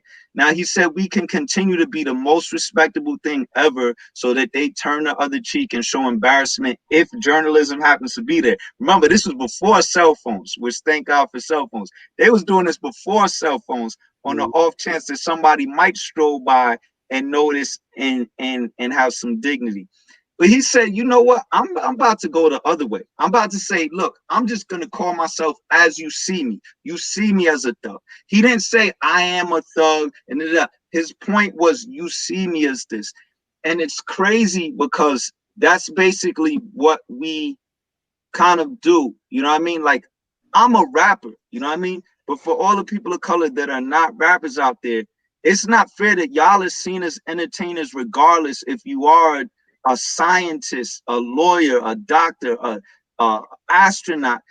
We're seen as entertainers regardless. And one thing that was ingenious about Tupac, he was pointing out how wrong that was and saying, I'm gonna take the path of showing how y'all see us, knowing that you're not.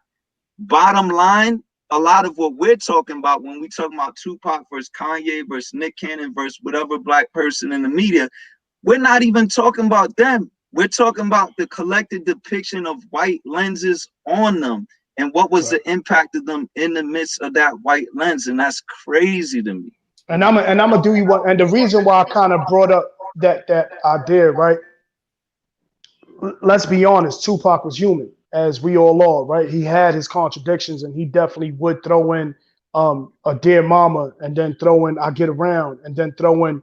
But the thing with Pac was, once Pac was accepted for who Pac was, his ability to say, yo, we're gonna bring in Bloods, Kings, Latin Kings, Crips, everybody together, and let's move mountains together. He became that much more of a threat where, you know, he could be in Cuba or he's no longer here, but regardless of what, that's why when I say the most powerful person, now I will say, not the greatest lyricist, very simple in some of the things he did and very much recycled a lot of his bars and some certain things, but his ability and what differs to me within him and Kanye is the fact that Kanye is now seen as, oh, there go this clown talking. Whereas Pac is more so like, yo, Pac just says something, we need to take heed. Even if I may not agree with what he said, we need to take heed. So if we're gonna move as a unit. Let's move as a unit. Let's move this mountain together. You know what I mean? So, and I hear he was the brightest star. He was definitely the brightest star we've had, and he had the most. Like, he got clipped so young. We only saw the potential. We only saw once that message. Once he got over that hill, it would have been really dangerous. That's why they had to get him. Yeah, you know? yeah. By all means. That's what's powerful about what you did on the Sway Show, brother. Like, Australia even said, when the guy called in and told Cambatta you're too far out there, and Cambatta said, thank you, it melted my heart. That's what Australia said. Right. She also said, I'm from Oakland, and Sway and his crew disappointed me. Yeah. So it's interesting because you treated that with humility, and you understood what Sway is, you know, and you understand who Sway is, and none of us would really have hip hop as a culture as it was before Sway's universe. You know what I mean? Because on the underground back in the days, he been a soldier for us. You know what I mean? Yeah. You understood that and you respected that, but like you could only understand that if you look at how Kanye handled that, and that's what went wrong. Like no matter what, we want to root for Kanye. You know what I mean? But then when he started screaming at Sway, it was like, it doesn't matter what you're saying right now. You screaming at your uncle in front of these white folks. That's the wrong protocol. That's the wrong protocol. You showing that you would uphold the entertainment value over the respect of this. And like Sway said, I'm just asking a question, Kanye. And not to cut you off, man. And I had this out there not as a disclaimer, but I was not invited on that show that day. Right. My buddy DJ Keys was DJing that day, and you know, my boy Eddie Deuce was like, "Yo, I really think you should come along. You know, you could, you know, at least get the moment to meet Sway." But I was definitely sick. I was sick. I literally woke up. That's why I look so horribly dressed, and I just look out of it. I had a fever. I like had COVID that day, literally. And this was years ago. And I woke up and I'm like, dude, I don't want to go. So I just woke up, literally just put a coat over what I slept in. I had nothing prepared in my head. I was like, if he asks me to rap, I'm going to say no because it's not good for my health right now. I can't look like this, whatever. Nah, you handled your business, brother. I got in that room and Sway came in and he started, and Eminem was playing. And he was like, yup, because Sway was actually late. And he was like, yup, we're listening to the GOAT right now. And my boy Eddie Deuce, he's a Leo.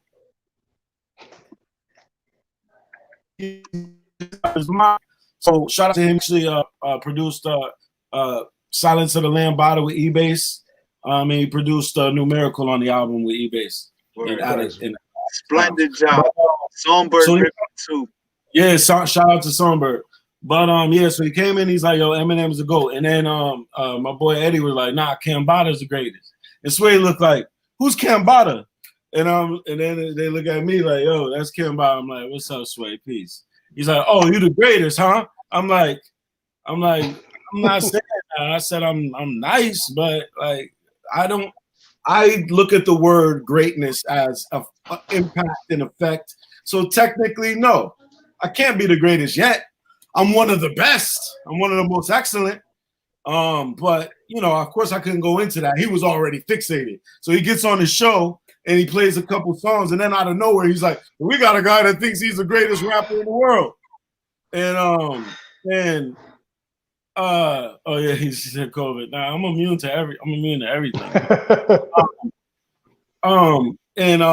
Sway's like, yo, come to the mic. And I'm like, dude, I'm gonna look. I was like, with Sway, he's very set on like the natural aspect of being an MC and being always, you ain't a hyena, you gotta be always prepared. And I legit was not prepared. So hyenas. I get on the mic, bro, and I'm just like, oh God, what am I gonna do? And then they play the CL Smooth beat. And I'm like, this requires, I'm gonna either have to go off the dome or I'm gonna have to spit like something that I'm not like. So I was just like, I'm gonna go off the dome. I'm catching a gem right now for MCs. A lot of y'all always say, I want to be on Sway, I want to be on Flex, I want to be on this show. He's explaining what it actually happens when the moment hits you. Yeah. Take notes. And I wasn't prepared. You always swear you want to get. He's explaining to you what it's actually like. Take notes. Yeah, and sadly I wasn't prepared. I'm the kind of person, I'm always in writing mode. So we gotta get it in and get it out. I'm not gonna cut the story again, but I gotta say this. That's how you prepare for moments like that, and a lot of great moments in life, by being humble enough to know that you want to be super prepared for Sway. You want to be super prepared for Flex. You want to be super prepared for 95. You understand? But the humility of practicing your craft every day is why we wouldn't notice until you told us You had the fever, you wore whatever you had last night, you was up, you was sick, because you practiced the craft so much that only someone who would say, oh man, I wish I was more prepared, is actually prepared. And that's a gem. So not to Right. cut Yeah, you, appreciate it. Yeah, Facts. so I was that to Yeah, me I'm that off of was that. SoundMinds. rap, dude. Like I was just that was what was there. You know what I Now mean? I'm yeah, and I'm a straight up tell you off the bat, brother. Whether you think you was prepared or not, you killed that. You know what I'm Yeah. saying? Like that whole sniffing the bass and all that. Like whoever, and part of the problem is, again, that goes back to what I said originally.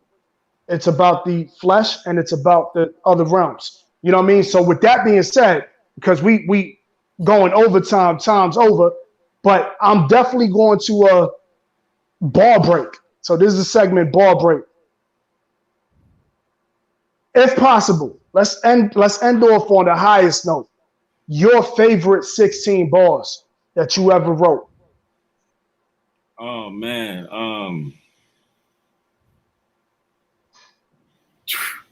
It could be whenever.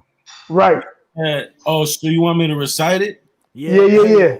If you want, we recite. Well, I mean, we could go to and let you get yours because I know it's a pop-up question. I would say like let me see. I have so many bars, bro. I would be like I said I mean, I guess grand number theorem would be up there. Crazy. Number theorem, I said most loners are alone. So I said most loners are alone. I feel all one. Not half of one, the whole where the half is from. A whole is but a circle, which is actually none. I'll go back to one, before two, 4-2, 42, fortitude. Atom thin is 6 atoms. 4 and 2's 8. Infinity when vertical. I said a Taurus with a twist, like a Taurus or I said a 0 with a twist. I said infinity is 8 when it's vertical, a 0 when it's twist, like a Taurus or a Mobius strip. It's the holy of the holy of glyphs. Number 9 is a 1 with his nose on his dick. Number 2 is synonymous with more than just shit. Duality when the polar is split. Cross suns, your solar eclipse. Devil's 18. If you know the 3-6 thesis, a 0 is an egg with the capacity to hatch into any fraction imagined in your brain. I said, number 1 is depicted with a straight line, the quickest way to travel within space-time. Number 2 is like a 1 on its knees praying to itself. 1's a capital I.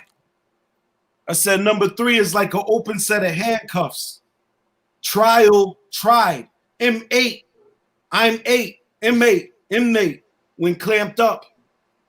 I said lowercase q. I said uppercase Q is a 0 when it's pissing. Uppercase Q is a 9 when it stands up. Letters are just numbers. And I said, and words are like algebra formulas that your brain processes to make colors. Atoms are just pixels. And DNA's coding that's activated by light and then crystallizes within you. I said 64 codons. 6 plus 4 like the bits in my Tendo I play Mario on. I said 10 said, because Nintendo, so 10 said 1 Mario. So Mario, 10 said 1 Mario, numerical. So the numerical birth is also numerical. You know what I mean? It's the crazy. I said when I think about what numbers are, it's numbers are. 1 solo soul, Latin for sun and star. The sum of your birth numbers is what you are. My social security is a VIN number. My body is a running car. Boom. Base organism.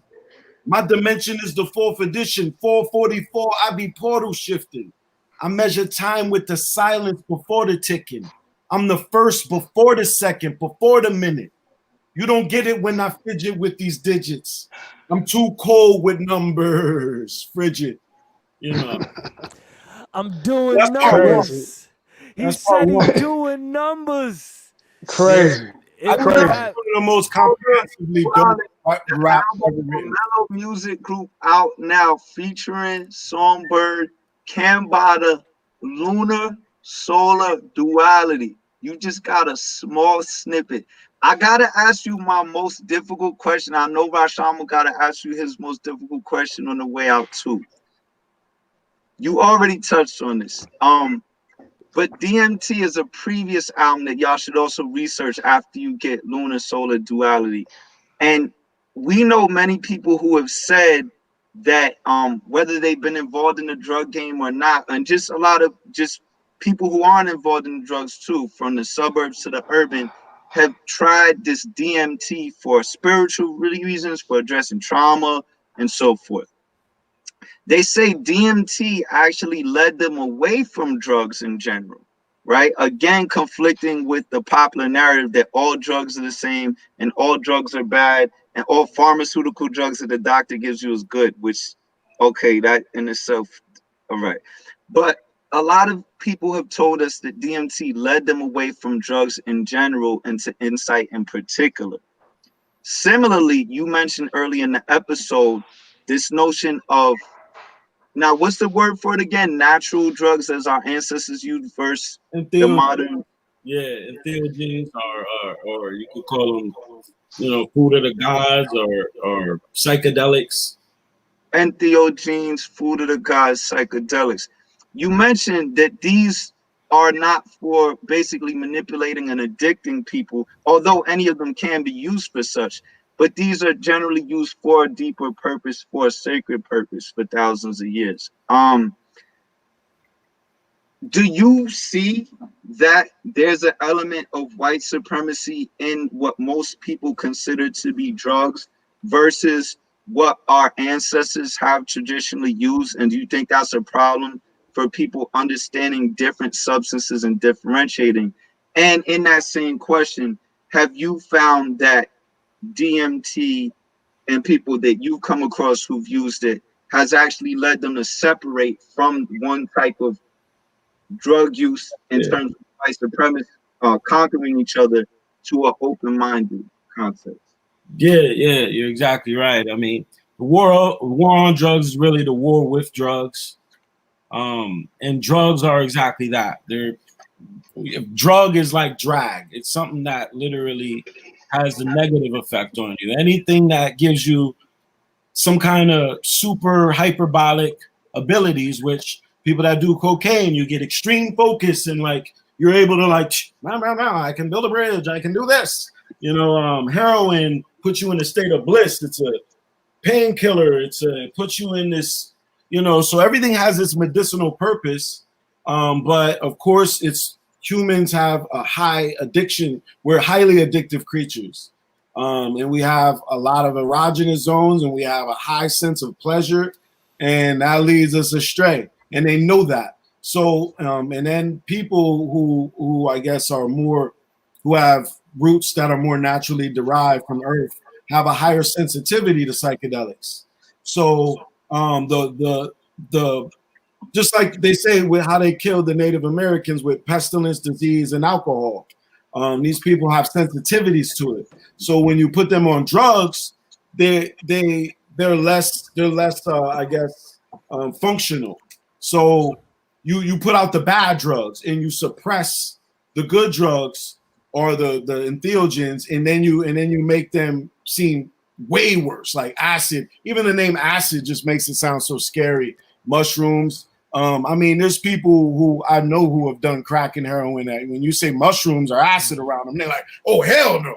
I smoke some crack, but I ain't fucking with that shit." That's the shit that I hate. You know what I mean? So it's like there's a lot of fear mongering on it. Also, almost rightfully so, that could have been the occultists themselves, because all of the elites use it.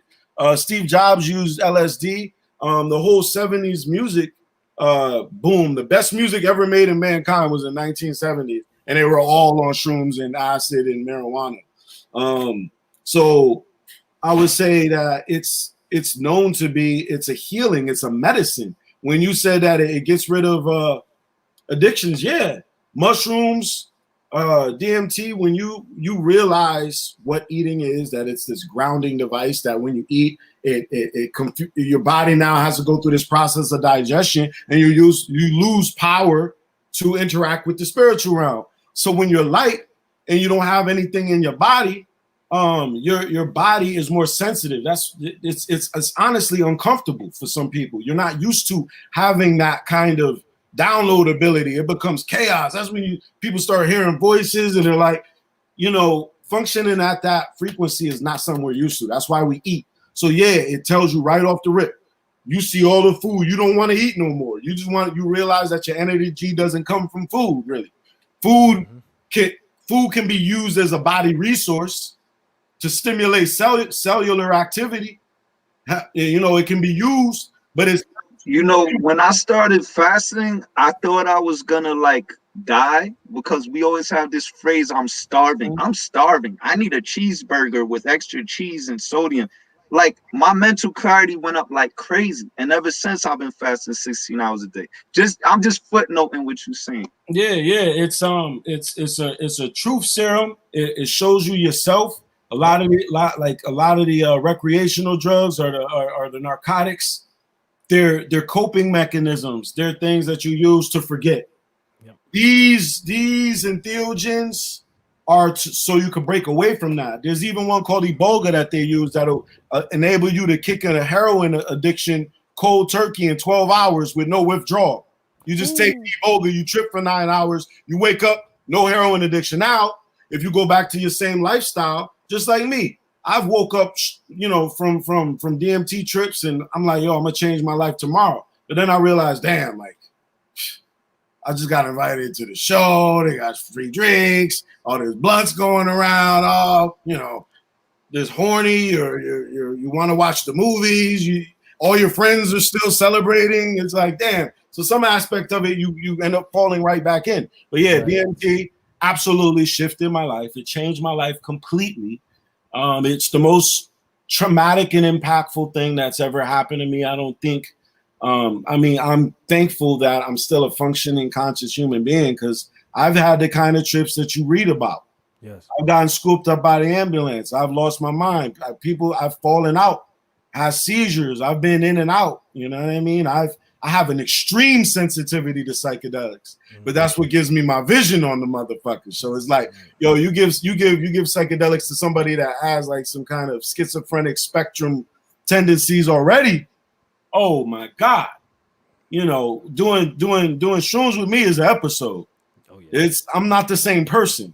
You know what I mean? I'm different. And that stuff right there, they know that if you just give this to the whole, you're going to have super soldiers because it's a performance enhancer. You're going to have super shamans and witch doctors because I could go outside and hear the crickets buzzing and be able to completely locate where it is. Yes. I'm seeing the plants breathing. I'm seeing them moving.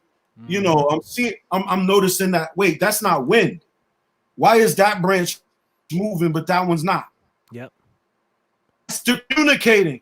They're breathing. Like some of those guns, you feel a wind out of nowhere. That's not coming from the sky. Where do you think that's coming? Oh, it's just hitting you. And you watch the branch. Oh shit, but that tree's not shaking.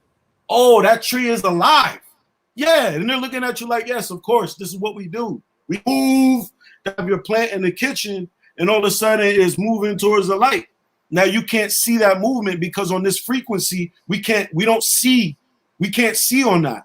But when that mushrooms is in you and it shifts your frequency and now you're entangled because the mushroom is a parasite, uses your body as an oxygen host, but it gives you some of their powers, just like a zombie. Now they're stronger and faster. You was caught in an entanglement. Every August, I'm the all Cena. You know what I mean? For real. That's what it is, dude.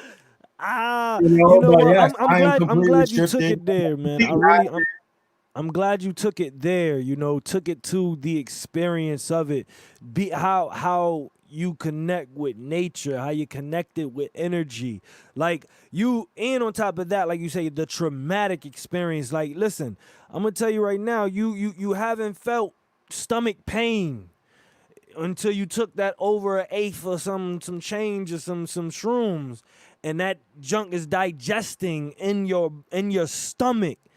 And that you know, you having that stomach pain, but at the same time, it's also a mental, you know, experience that you're going through at the same exact time, you know. And it also takes me to even when you said like it's using your body as oxygen.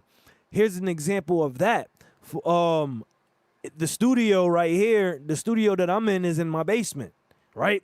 So when I'm tripping in my basement, I don't have enough oxygen. I realize the most time that there's not enough oxygen in the basement for us to actually be breathing in. Like, yo, I said, yo, hold on. I have to go upstairs and breathe and say, oh my, I feel so much better. Realize what it does to my body, what the oxygen is doing to my body, and how it uplifts me just from breathing in fresh air. When I go down in the basement, I have more hallucinations because in the basement you have less oxygen. Less oxygen causes more hallucinations because there's less oxygen to your brain. Mm-hmm. So it was that experience taught me about breathing and oxygen to the body. Yeah. You know, in another experience where a real deep experience on LSD, crazy that I realized that I have a soulmate. My queen is like my soulmate. You know, experiencing us like in a universe setting. We're actually in our hallway, but she's so far away, but come to me, and we come together, hold hands, and the connection between it, we looked at each other and said, wait a minute, you again? Wait, why are we keep on going through this? It was so much of a cycle. It was a cycle, and then when we had that revelation, that made us have a flashback of thousands of years of us saying the same junk, having that same experience, but you're in this body now. You in this body now. Now you in that body now.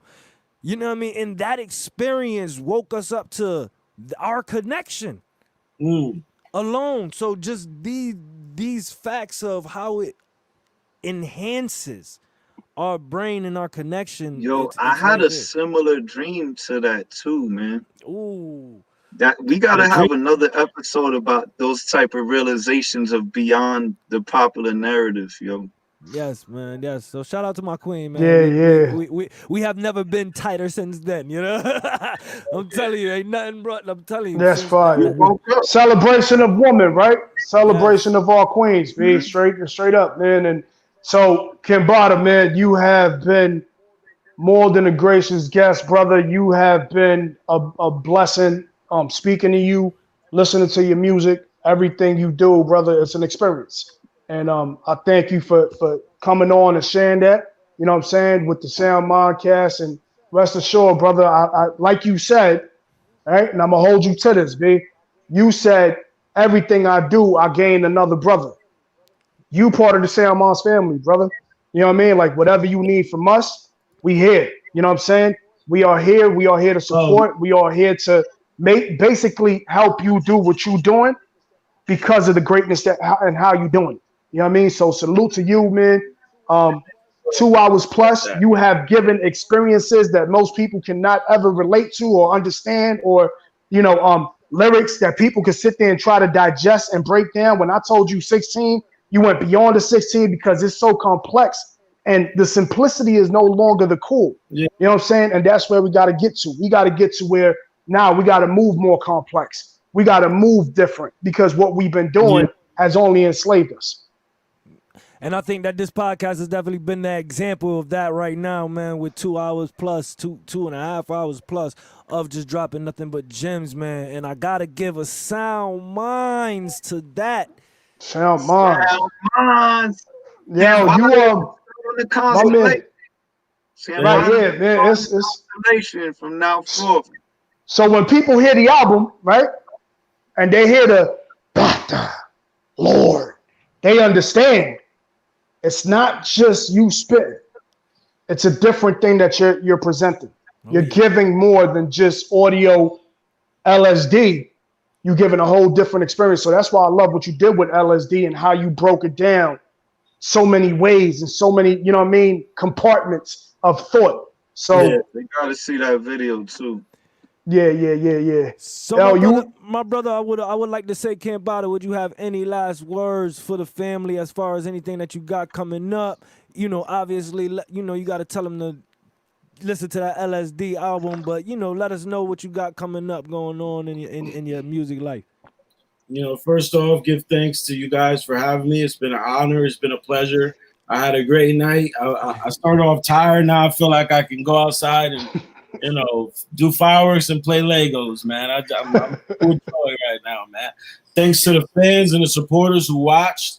Again, thank you guys, man. You guys, this gives me energy to do more. It's amazing what you guys are doing, man, and it gives me life. And any way I can help you as well, that's what I'm here to do. So as fellow artists, as fellow thinkers, you know what I mean? I'm always open. You know, even if I don't get it to you right away. Right now, you can get LSD anywhere. It's on Spotify, iTunes, YouTube, everywhere. It's on Mellow Music. You can find it also at www.cambattamusic.com. Instagram is at Cambatta Music.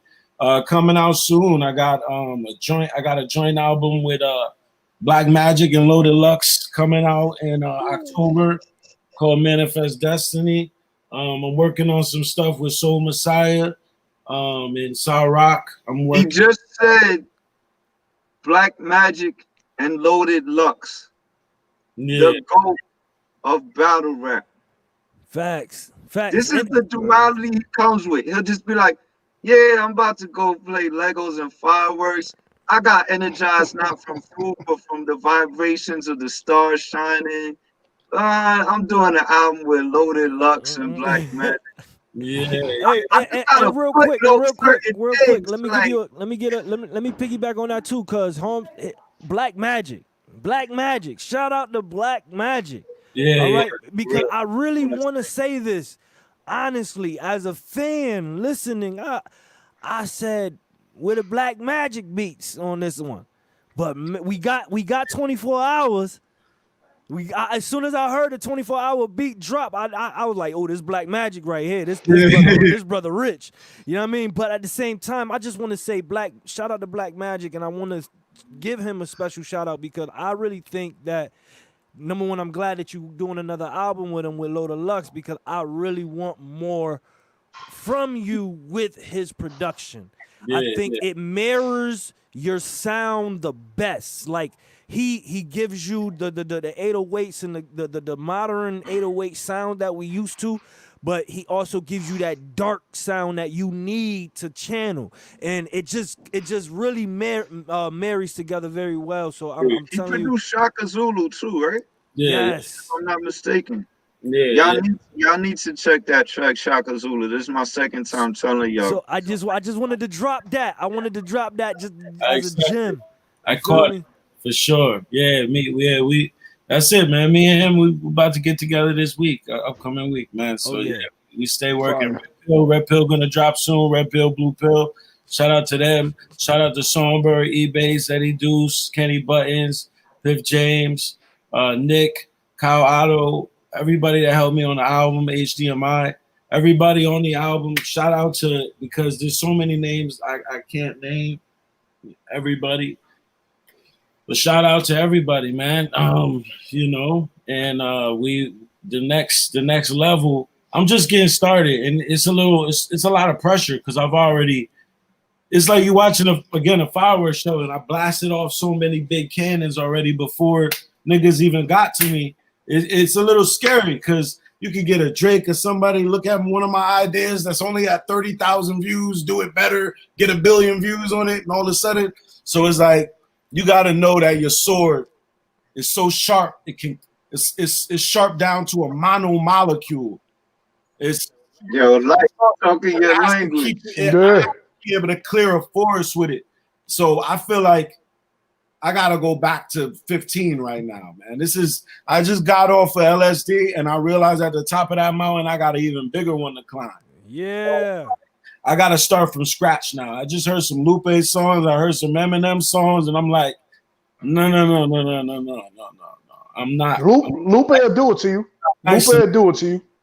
I'm not nice enough. That's how brother. You are, man. You know why you are? Just based off of the fact, like I said, what you're doing is an experience. People are artists. There's different ways. You know what I mean? Like if you look at different things and different ways people paint, at the end of the day, you are at that level. And I'm going to tell you that straight off the bat because listening to you is an experience. So people want to understand like, yo, what is he saying? Damn, I need to start stepping up my sword or I need to. And that's the problem that a lot of times, like you said, man, you're not going to, somebody else like a Drake will probably do something and get 30 million. But the difference is, right, you're an orator, going back to ore, right? Mm-hmm. You're an orator. Back in the history of history, the orators were the ones that told the true stories. Mm-hmm. But then there was puppets and entertainers. Mm-hmm. So those that get the 30 millions and all that within a day is only because they're the puppets. You know what I mean? And disrespect and no disrespect. I don't really care how people care, you know. But at the end of the day, when they are puppets, they are going to get all those glorious accolades that come with just fans. What you're building is mental soldiers to understand that it's a different level. And that's what an orator is doing. So shout out to you, brother, like I said. And I don't, listen, man, Self will tell you, Rod tell you, I don't sit here and just give out accolades like that because truth of the matter is I feel like too many times people don't deserve them and they get them off of their name and something that they doing that's cute for the moment. You know what I mean? So keep doing it, brother. And don't get consumed by, in no way, do not get consumed by the pressure. You are in your own lane and not too many people can visit that. You know what I'm saying? So put out your projects as you see fit and understand that what you're doing is you mentally preparing other people to understand the complexities of life. We no longer simple-minded, man. Thank you. Shout out to you, SoundMinds, brother. SoundMinds. LiteSkin, King Rod, Soul, Rapoet. Let's do it, man. Let's go. So Cambatta, what would be your track of the week off the album? I'm gonna say From the third to the fifth, nah. I'm gonna say Son of Horus is my favorite. Son of Horus is the littest, but Grand Number Theorem is my favorite. But I would say Son of Horus is the littest. Seven Horus. Right. Make sure y'all go check out the album. My I need track y'all off to of that. watch the video. No, y'all gotta go see Michael Jackson. Y'all gotta see the There you video. go. Michael Jackson. I was about to say, y'all gotta see Mike L. Jackson. Yes. Yeah. You gotta see the words on the screen, bro. It's a multi-dimensional experience. And then you gotta see Lunar Solar Duality, because again, it's a multi-dimensional spirit. I'ma just say too. I'ma say you gotta see coming off the SoundMinds podcast, right? Listen to the whole album and listen to DMT. But coming off this podcast, you gotta listen to third to the fifth. So you still got Rashaman's voice ringing in your ears. And then you go watch the video for Mike L. Jackson. Then you see Lunar Solar Duality. Then you go listen to the album. And like I said, play it on repeat and play it on your playlist. Or else you're going to be in trouble. That's your homework. If you didn't play it multiple times while you was in the car, how does it sound in my house? How does it sound from my spouse's perspective? What are my kids thinking about this? What's my other homies thinking about this track? What's their favorite? If you can have a conversation like that, you only played it once, you missed the homework assignment. Yo, self-suffice be going in on it. Yeah, man. Am I wrong? Am I wrong, though? I'm not wrong. You was right as the opposite of left, man. There you go. There you go. One more thing. For the most part, Cambodia too, man. And I know, you talk very vividly and very honestly about the trips and certain things that you went through and came back from. I could only tell you from a brother from the distance, we need you here, brother. We definitely need you here. You feel me? So at the end of the day, man, and you know, and I get the understandings of different realms that we need to reach to see different things. At the same time, brother, so understand that like some of the language that you speak, I also understand just based off of my own experiences. I only say that to say we need you here. You know what I mean? So take that for what it's worth. The book that I was going to tell you about was Celestine Prophecy. I don't know if you read that. When you read that, You yeah. bonus questions, yo, you sneaky. Yeah. I read his book on Bonus Wednesday. question is. Very hard to find in the script form. So I mean, listen, man. We already had the viewers been watching, man. The fans have been sitting here. Everybody. We thank you so much. We appreciate each and every one of y'all left a comment, each and every letter that you put down with all the syllables involved. That's love. That's support. And truth of the matter is that it came because we have greatness on the podcast and we understand that and we fully respect that. So Cambatta, keep doing what you're doing, brother. SoundMinds is here for you. Whatever needed, we here, brother. So peace to you. SoundMinds. Thank you.